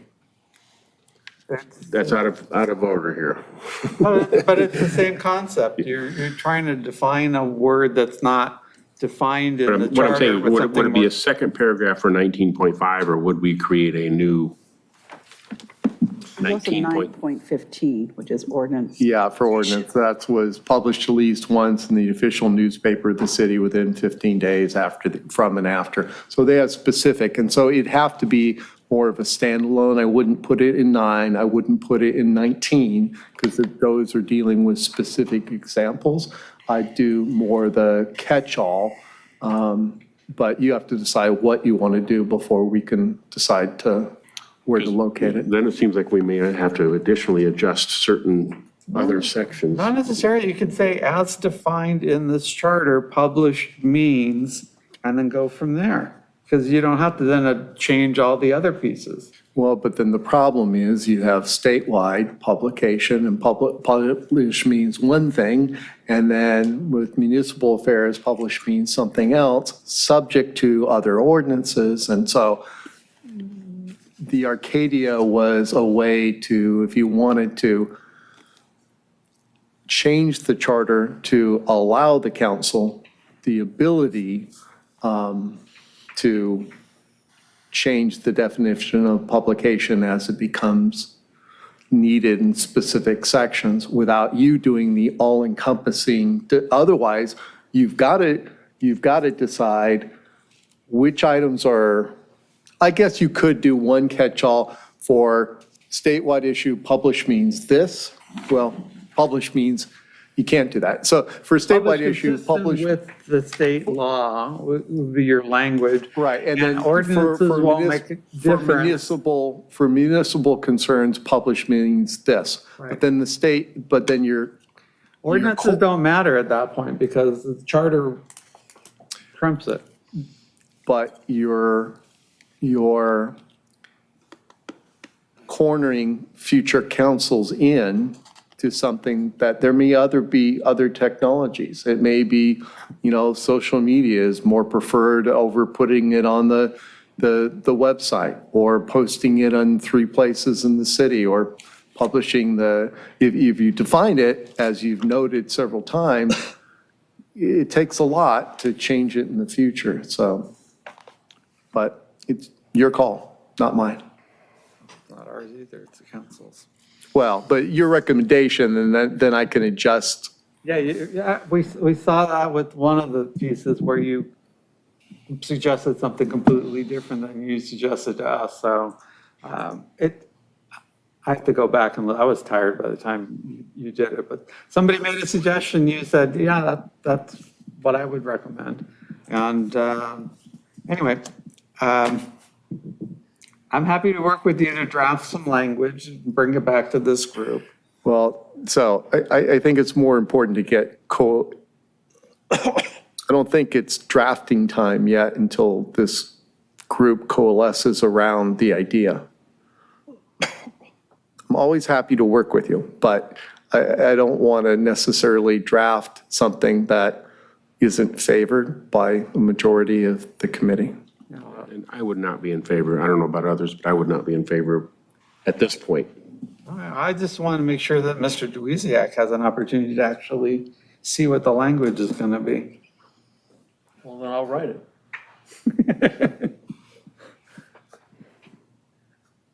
There you go. Okay, so we do have a motion and a second. Do you want to restate your motion? No, I don't remember what I said before. I would ask the clerk if she wrote it down, but I have a feeling that it came out pretty jumbled. You want to just make a new motion? Rambling, actually. For the language to be changed, to have a summary. I do And know, copies to the library. Is I think I don't have it fully here. Hard copies to the library, though? yeah, a Copies summary published, that, and it tells in the published notice where they can get access to the email or a hard copy for viewing. And it only deals with the municipal affairs, but it could be that the state is governed by state law.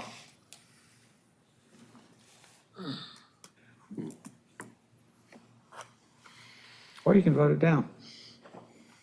Yeah, I'm just, from my own perspective, I'm not feeling comfortable with this yet as a charter change. That's still a big thing. Well, you have a charter that's not working fiscally on this, and you have to, and it has to start with the charter. I mean, you can basically say publishes decided by the council, but I think since it was a significant part, part of it should still be in the charter. But there's a motion second, so you guys can vote if you want. Is it clear to everyone what the motion is? Okay. You do a roll call vote, please. Committee member Duiziak, Aye. committee member Woodham, Aye. committee member Morocco, Aye. committee member Narayan, Aye. committee member Young, Aye. committee member Kilroy, Aye. chairperson Stressenberg. No. Can I make a second motion to put this on the agenda for next meeting so that we can go over the language? To continue this item. Second. I think that's a much better solution. Come back next meeting with our one member absent, who's absent now, who has a point of view on this, and we've got an exact wording to Take discuss. apart then. And I'll go call up Mr. Bensler as well, and run it by him, since I'm allowed to have one person to work with on it.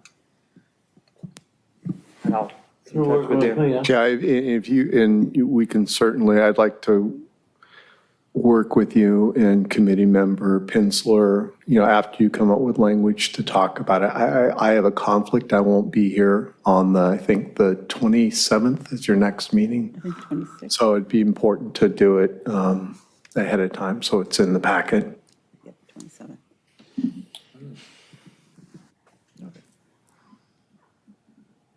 So I think just if you want to make them simply to continue this item to the next meeting.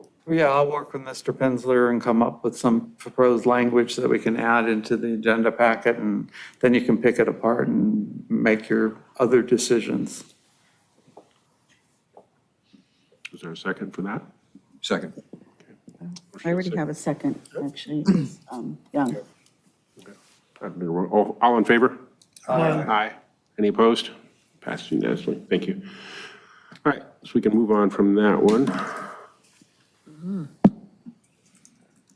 to I2, dealing with discussion, possible action regarding clarifying residency requirements and analysis pertaining to extending the required residency period for elective office from 30 days to 1 year as directed by City Council. I believe our discussion on the 30 days to 1 year has basically concluded. It's now not only clarifying residency with the term of what does residency mean, but also I think bringing multiple sections of the charter into alignment with, for example, the mayor's residency requirement does not extend into the actual term, whereas council does, I believe, is what I'm recalling.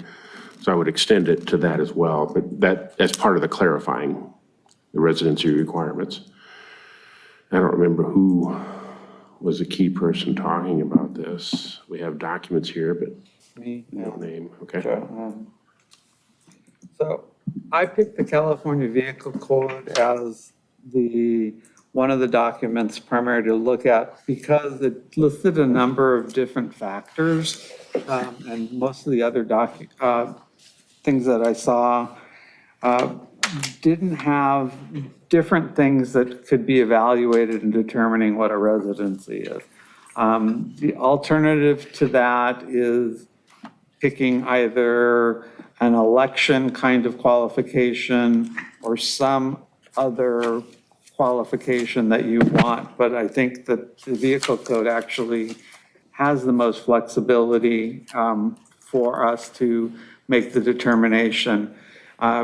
In straightforward, simple terms, residency, if you look at it on a spectrum, there's very clear indications of what's a resident, and there's very clear indications of what's not a residence. It's the stuff as you move towards the center and the gray area that you really do need some sort of qualifications and test factors, and that's why, again, that's why it's suggested we look at the Vehicle Code 516, which may change again, but at least it'll be consistent with what the state law kind of looks at with the residency as well.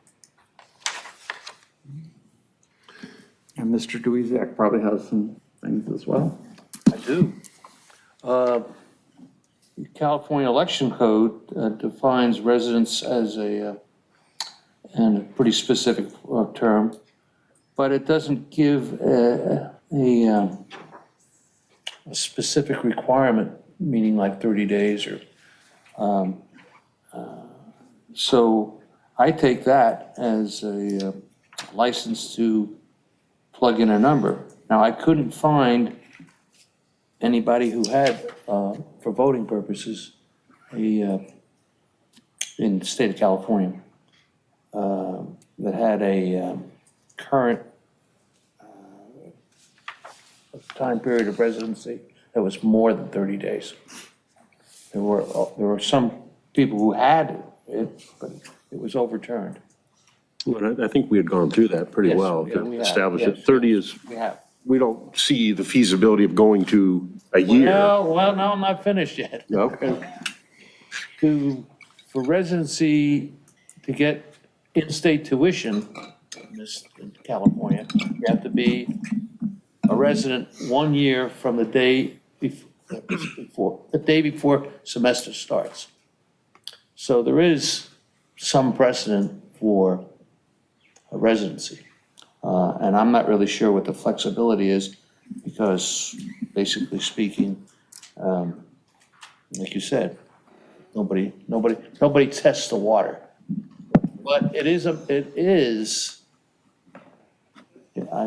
correct me if I'm wrong, Mr. City Attorney, an issue of municipal affairs. So we have some latitude to suggest more than 30 days.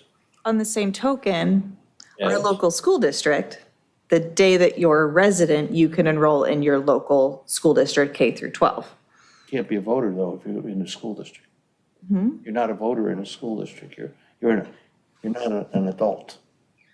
Okay. I guess if you want to include the adult school, I guess. You also you got a right to send your kids to the school. I'm sorry? You get a right to send your kids to the school if you live in the district for one day. Yes. So that's right for a personal right. Yeah, all I'm saying is that the California university system and all the junior colleges, well, I guess community colleges now, have a 1-year residency requirement. And you have to, I don't know how much it's enforced, but there is a proof schedule that you have to bring in to show that you have been. And so, I am in favor of more than 30 days. Let's say someone lives in District 3, but then they move to District 4. Do they have to be a resident of District 4 for 1 year before they can run for a District 4 office, even though they lived in the city for 30 years? You have to be, no, I don't think so. I think that you have to be a resident of the city. But to run for a district office, you have to be a resident of the district. Yes, but I That's don't, what we get into that kind of level of, maintain, you could, no, that's splitting a hair too close. but we would have to figure that out. I'm sorry? We'd have to figure that out. We might, like I said, I'm always open for the discussion. So that's not really an issue with me, whether or not we discuss it. The real question is, I think, do we have the gumption to do that? In other words, if you want people who can come in and influence an election, I'll just say something of contention. And they are just basically nomads. And in fact, that's part of the definition in the election code, that people that are nomads they're no-nos. I think it's a part of the DMV definition as well. So the real question is there a stomach to do that? So if everybody thinks that 30 days is a fine, I personally don't agree with that, then, we're going to leave it at 30 days. You talked before about running for office as being a basic right. It is a basic right. So, and just to refresh your memory, the committee's memory, I did provide you back in, February. I think that's February. August? I think it was September of last year. Do I hear July? I was close. I was only one off. No, it's a case. It's on, let's see, it's on the, shoot, I clicked out of it. I think your third attachment, September 28th, 2023 blue folder. And if you look at it, it's a California Supreme Court decision, and in the decision, it says anything longer than 30 days is a violation of the 14th Amendment, and you have to comply with strict scrutiny. So I really think this has been resolved by the committee in the only way it can, which is 30 days is the maximum. I think That it is was. what I remember. And I think And it was left to the definition of what is residency. Right. And how do we reconcile the differences from different sections of the charter was our remaining. Correct. items. I think you're correct. And So if you look through, or if you want to take a break to look through Thompson, I think that has been decided for us by the Supreme Court. And I gave you originally that whole list of, there are different sections you can use. I think, turning to Mr. Morocco's comments and his suggestion of 506, I wouldn't recommend just refer, 516 of the vehicle code, because there are definitions. I wouldn't just refer to it, and one of the reasons is that's a definition of a resident of the state. And so you could have someone who's a resident in a nearby city, and that would be enough to run for our council if you use that, because if you look through, some of the provisions are good and are correct and appropriate, and you could put them into a definition of residency, like address where registered to vote, local of I would get rid of employment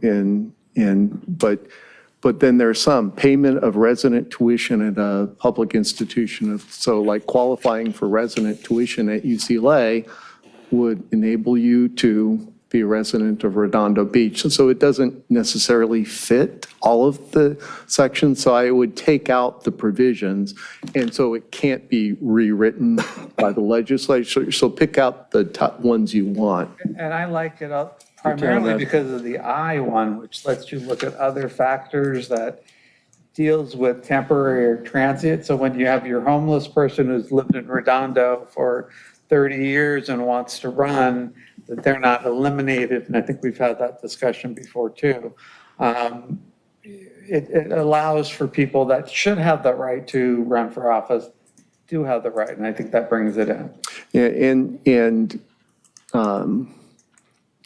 and that does fit with the other court cases that we've talked about, United States court cases, where durational requirements are viewed with much more skepticism by the court, anything beyond 30 days, than whether someone is truly a resident. You know, so someone can, you know, if you're unhoused, you can, you know, reside in Redondo tomorrow and decide this is where I'm staying on a permanent basis. And so if you want to make it, well, how long have they done? If it's more than 30 days, it can be problematic for you. There'll be the further complication if the Supreme Court addresses Grants Pass versus Johnson, Martin versus Boise. There'll be a lot more enforcement, and so people may not be able to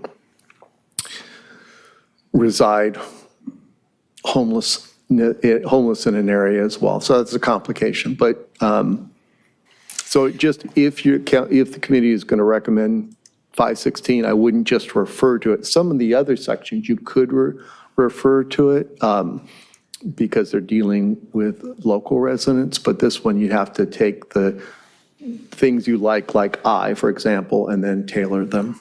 And it also deal with the situation of somebody living in their garage or in an ADU or something like that. Well, an ADU is different than a garage, but And unzoned or uncoded. Well, yeah, well, it's, okay. A non-postal address. Yeah. well, the election code says specifically a domicile of a person is in the place in which his or her habitation is fixed, wherein the person has the intention of remaining, and to which, wherever he or she is absent, the person has the intention of returning. Right. Okay? So if you are on a park bench, you don't really have the intention of returning. I mean, you may have the intent, you may not have the right to return. And you've talked about in other circumstances, no one checking or the clerk not verifying.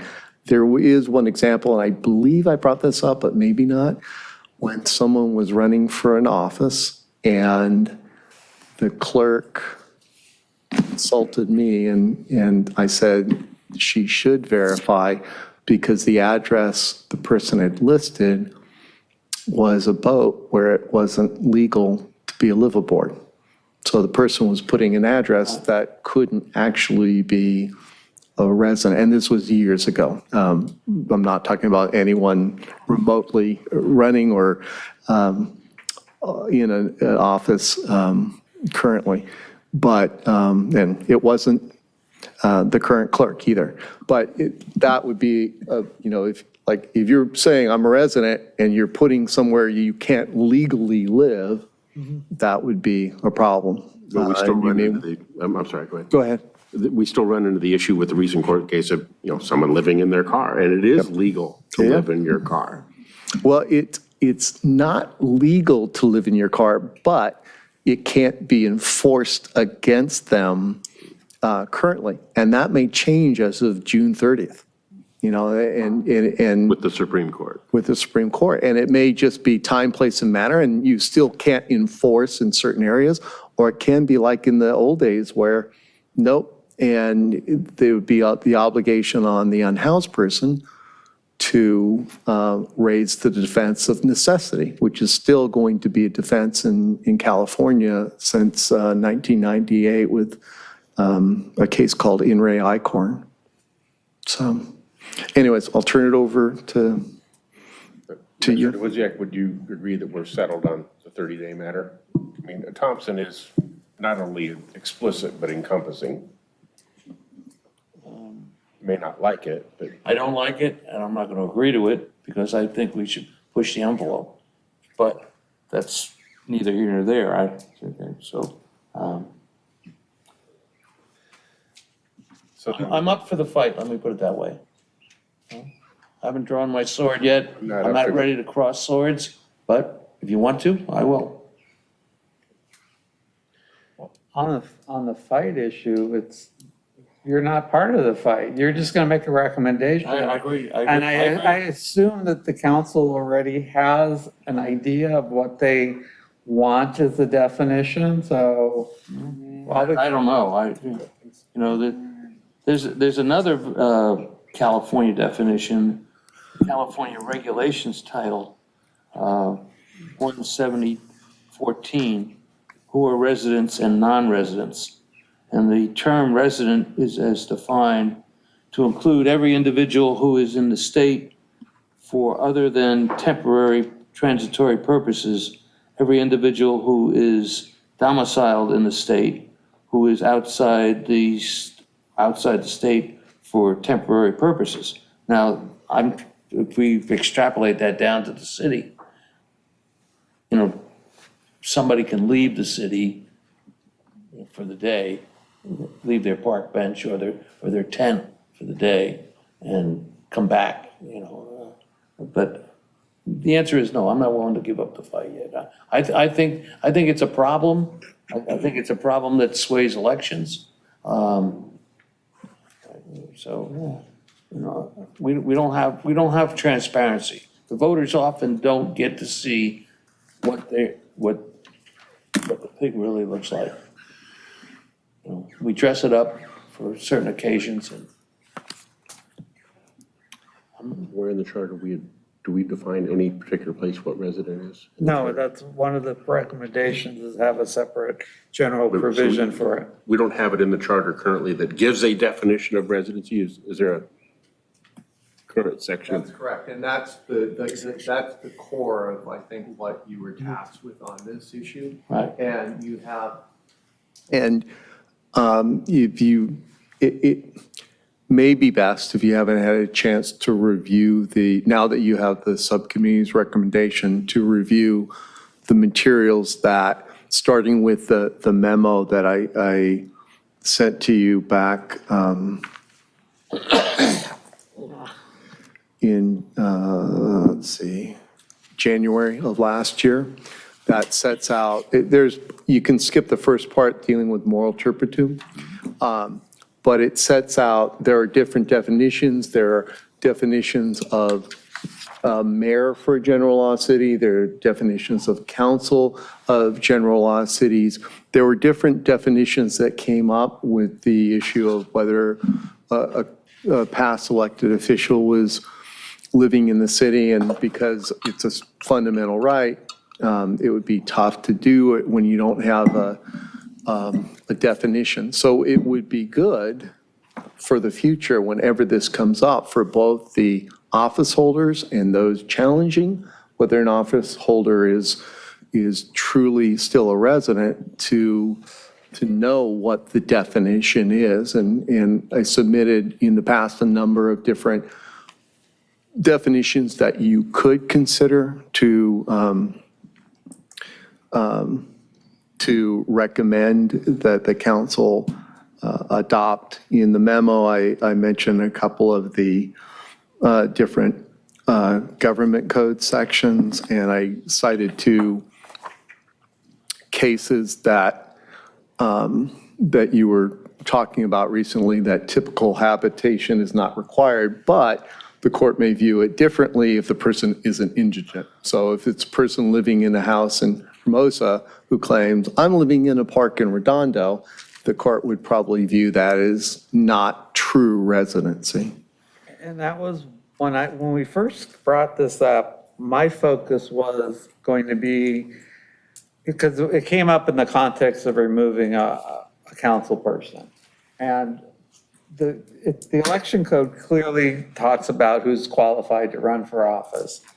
But I was looking at this as, we need to set forth in the charter a process so that Eleanor or who's the city attorney or the council can say, okay, this is how we're going to go verify whether they are or not. And I got moved to let's go find something more specific that deals with it and do a definition, but I still think a process definition is probably the best way to do it. Well, And I know you disagreed on that. I'm skeptical about that. I think you certainly need, whether you do a process in addition, I think you need a definition. And you need it for both the elected officials and the people seeking to, and the council that has to decide. And you could have a separate process that doesn't put the council in the position of judging the merits of their fellow elected position. One option is, just changing the charter so they don't decide the merits of their fellow elected official, and allowing them to send it quo warranto to have the AG do it the way they do in a general law case. And we talked in depth about the case when committee member Pinsler was on the council, and there was a clerk who, in the opinion of the then city attorney, was convicted of a crime of moral turpitude. The council decided that he didn't, and the city attorney, in an individual capacity, applied for the AG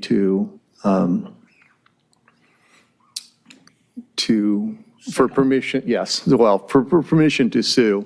And the AG opined that it was, in fact, clearly a violation of conviction of moral turpitude, and even left open the possibility of removing the council members for failing to act as they were required to. But as it turned out, prudently decided not to, and said they could, because they were coming up on an election.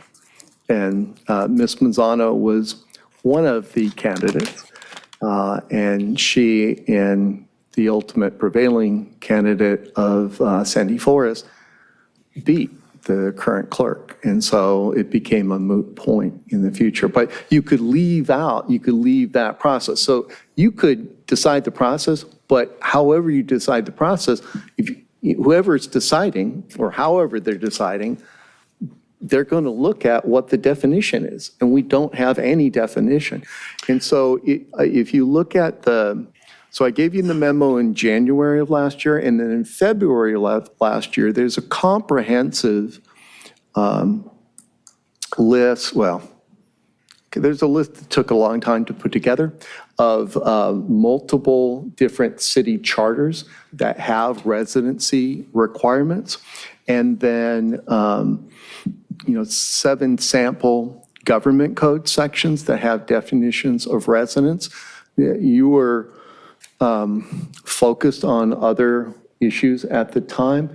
And so it may be best and may be more productive to continue it to your next meeting, give time and focus on those 2 sections and come back with, a definition certainly, and then Committee Member Morocco, whatever process you want to recommend for the committee to decide, or you could go through it now, but it will be tough to do on the fly if it's been, 14 months since you've reviewed those definitions and picking out which ones you think make the most sense. I have a somewhat parallel but separate question. Under 6.1 for city council and eligibility, unless such persons shall be registered to vote at an address within the district, such person seeks to represent at the time. So registered to vote at an address, is that at odds with the recent court cases? Yeah, it could be. It could be. Because that is specific language that I don't think is found elsewhere. And it could be that they put an address, but it's not a typical address. So if they're living in a park or So they're now we have to living, define address. yeah, well, it's like you're living under the pier. You would put, it's like, I don't know it's definitely in violation, but I could see your point if it was interpreted to, mandate a Be traditional, restrictive. a traditional address. But then again, the courts may change in the future after, There was there's a definition, one of the many under the state. I don't know it off the top of my head, which code. Mayor does not recall, I'm sorry. It says that the definition of residency is where the register of voters mails you your ballot and you receive it there. So, and that the register of voters sends out a card that, I guess, and if it's returned, then you're not a resident at that address. But I made that point about 6.1, registered at an address, because it's the only section that has that language. In the charter. In the charter. I got that. Mayor does not. I'm saying and this the other is three. another state Yeah. definition. I found about 6 different definitions. They all center around the same thing in state codes. Yeah, I'm still looking at the 2 different, one is coming up with a definition, but also cleaning up charter language. Is it consistent? And even under 6.1, Well, is it basically, even? what they were saying is that it had to be a verifiable address. We Address. simply take that out of 6.1. Again, I think everybody knows my position. Anyone else? No, we don't have an answer yet, but other things to consider? Well, the question, and I'm reading from an email from one of the council people that's taking the position, and I have actually not heard this from our city attorney, is that the residency is a matter of statewide concern, and therefore we don't need to change the charter. I haven't heard that. I'm not sure that it is, but that's. But I'm just reading what was written. Housing has been declared a statewide concern, but being, Elections are statewide concerns too. Elections are, definitely. But how they're Return of conducted an is individual. municipal affairs. I'm trying to open my PowerPoint.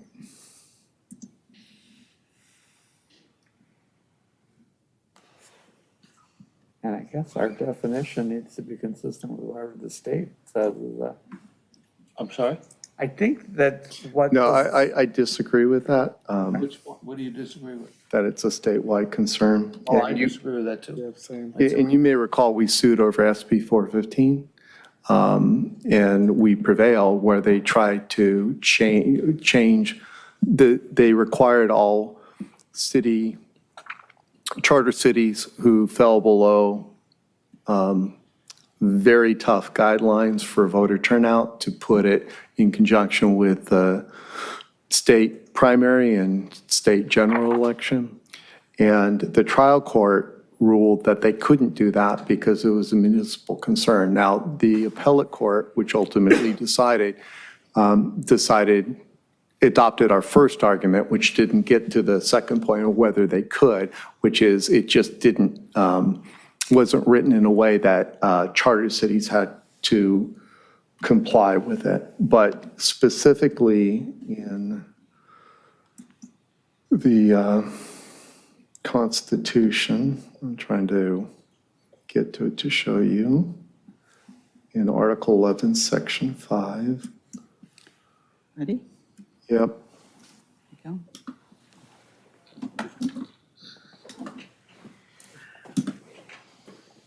If you look at B,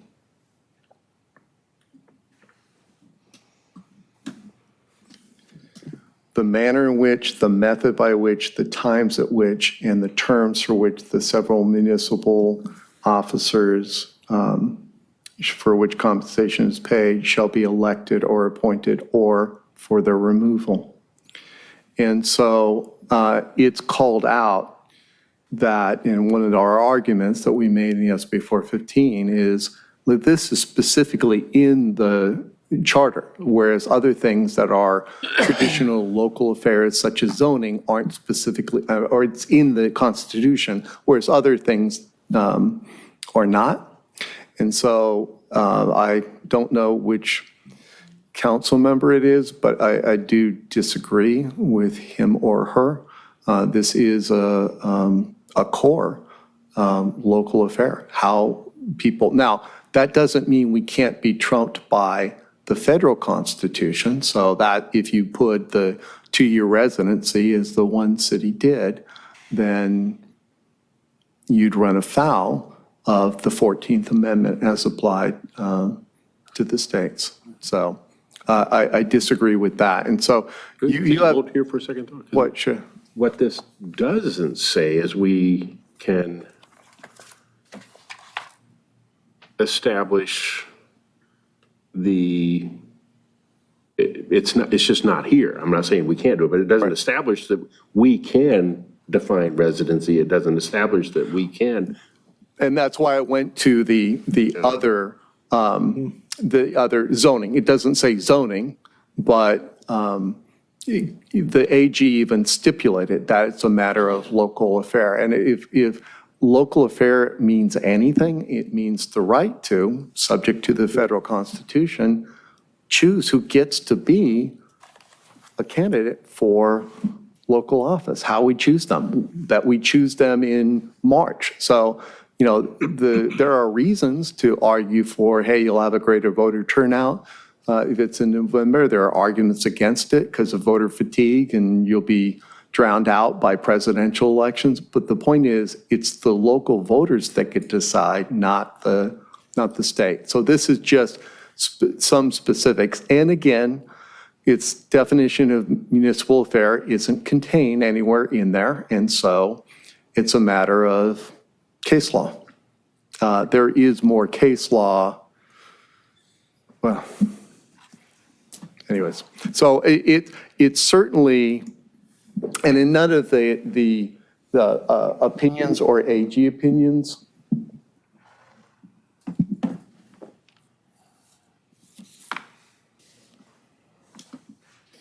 and there are multiple AG opinions, have they dealt with, has anyone raised the issue, hey, the state preempts you. So you can choose how to have the definition. We just don't have one.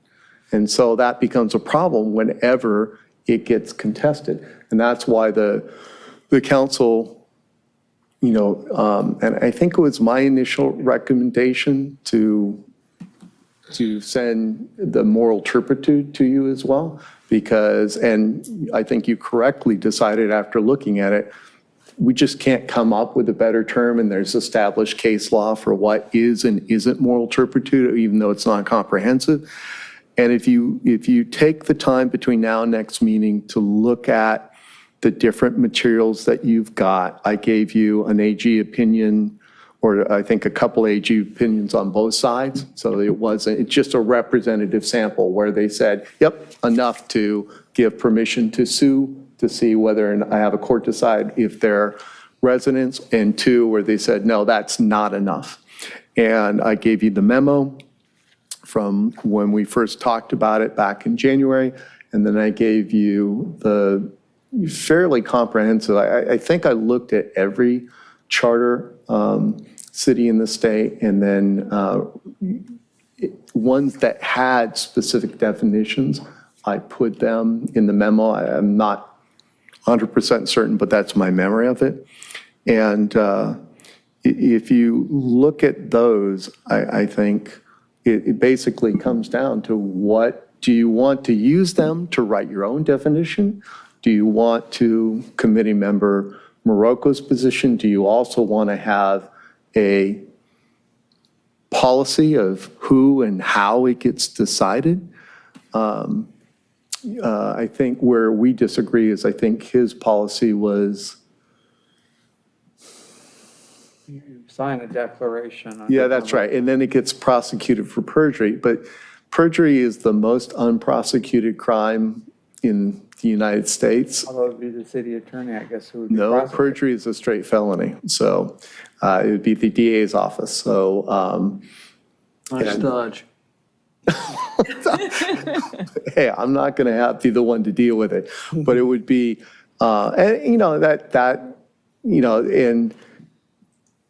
and if the process would be, it'd probably be better for the AG, because the AG does this, and they do it with general law cities, and they're used to doing it. And there are many more AG opinions that deal with that issue. I was just trying to give you a sample on both sides, so you could see what material they've decided would be enough and what material they've decided wouldn't be enough. But you refer to, so I think one of the vehicle or election codes that came up at the time we talked about, it refers to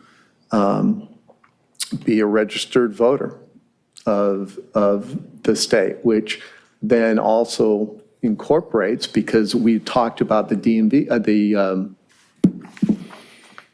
the Secretary of State has specific regulations of people that are unhoused or living in non-typical abodes, so they can register to vote. So it would incorporate them if you wanted to make them a registered voter. But then there are other issues that the chair has pointed out, like, do you want to make the mayor consistent with the city council? And as I pointed out when we talked about initially, it's kind of unusual, but the mayor definition for general law cities of mayor is different than the definition for city council people, and that's in the material from. Where city council is denoted to maintain residents, and mayor is not. Right, and so, well, that's in our charter. In state law, it's also different. And so you have those sections. So I would think it would be prudent to refresh each of your memories on those things, because as you recall, you were dealing with a number of issues. You were dealing with initially with all the cleanup, all the items that you put on the ballot that were supported unanimously by the council and passed by the voters at the last municipal election.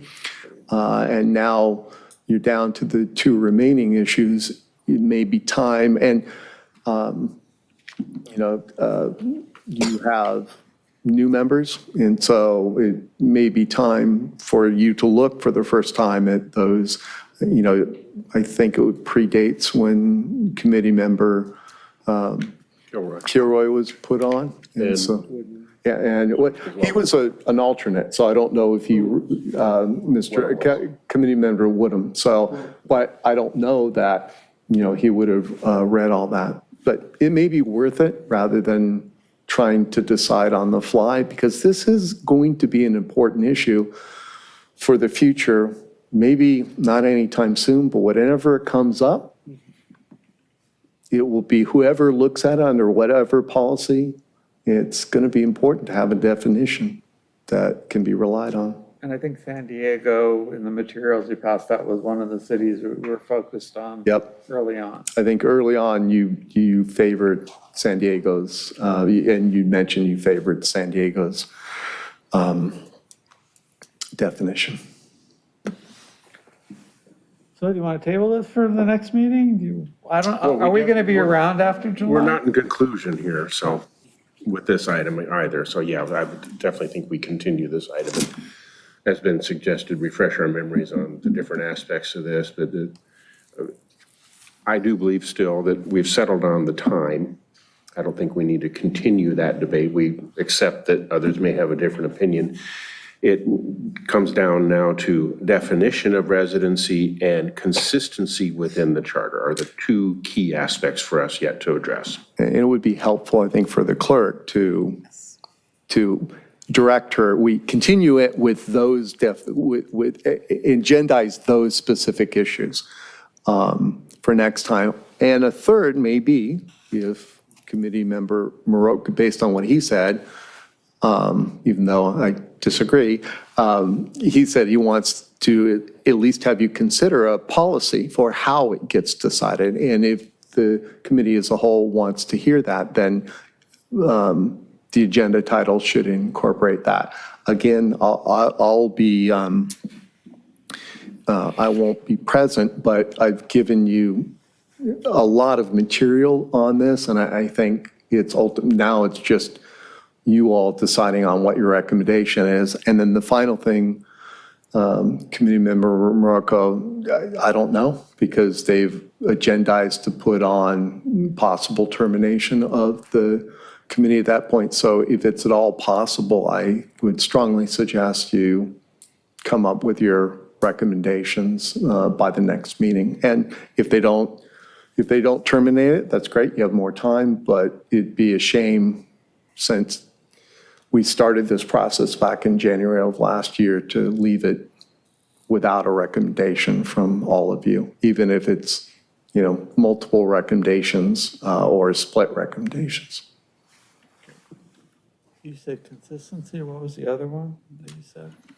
A definition of residence. Definition of residency and consistency of eligibility requirements within the different elected offices, because they are different right now and they really shouldn't be.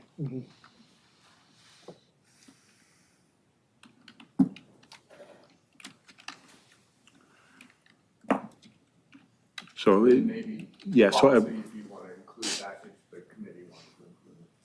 This is a section on policy, if we want to come up with a policy, on how it happened, how we go through I'm and determine. open to discussing that and exploring it. I think it'll be difficult to put that into a charter, but I'm open to it. Well, like, for example, the council is the fact finder right now. I assume we're going to keep it as the council as a fact finder. And do you need to have the facts first determined? How do they do it? Yeah, it's not defined right now. Right. Okay. So I would make the motion to continue this item, but reword take away the elective office from 30 days to 1 year, that part of it, and replace that with the whole part about extending the required residency. Keep the possible action regarding clarifying residency requirements, and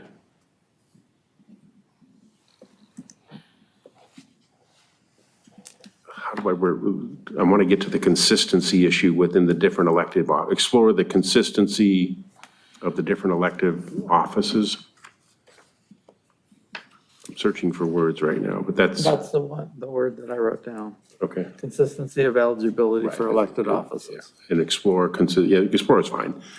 And then the third one, policy. and, The policy of how it's decided, that's to talk about. and the establishment of a policy for the decision-making process on how these are enforced, basically, is what it comes down to. Much more clear than what I said. Is that clear enough, City Clerk? Okay.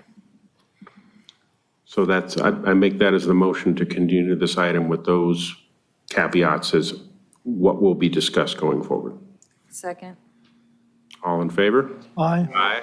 Anyone? Do you want public comment? Sorry, thank you, I keep missing that because we Yeah, we don't have any, don't do that in our school boards.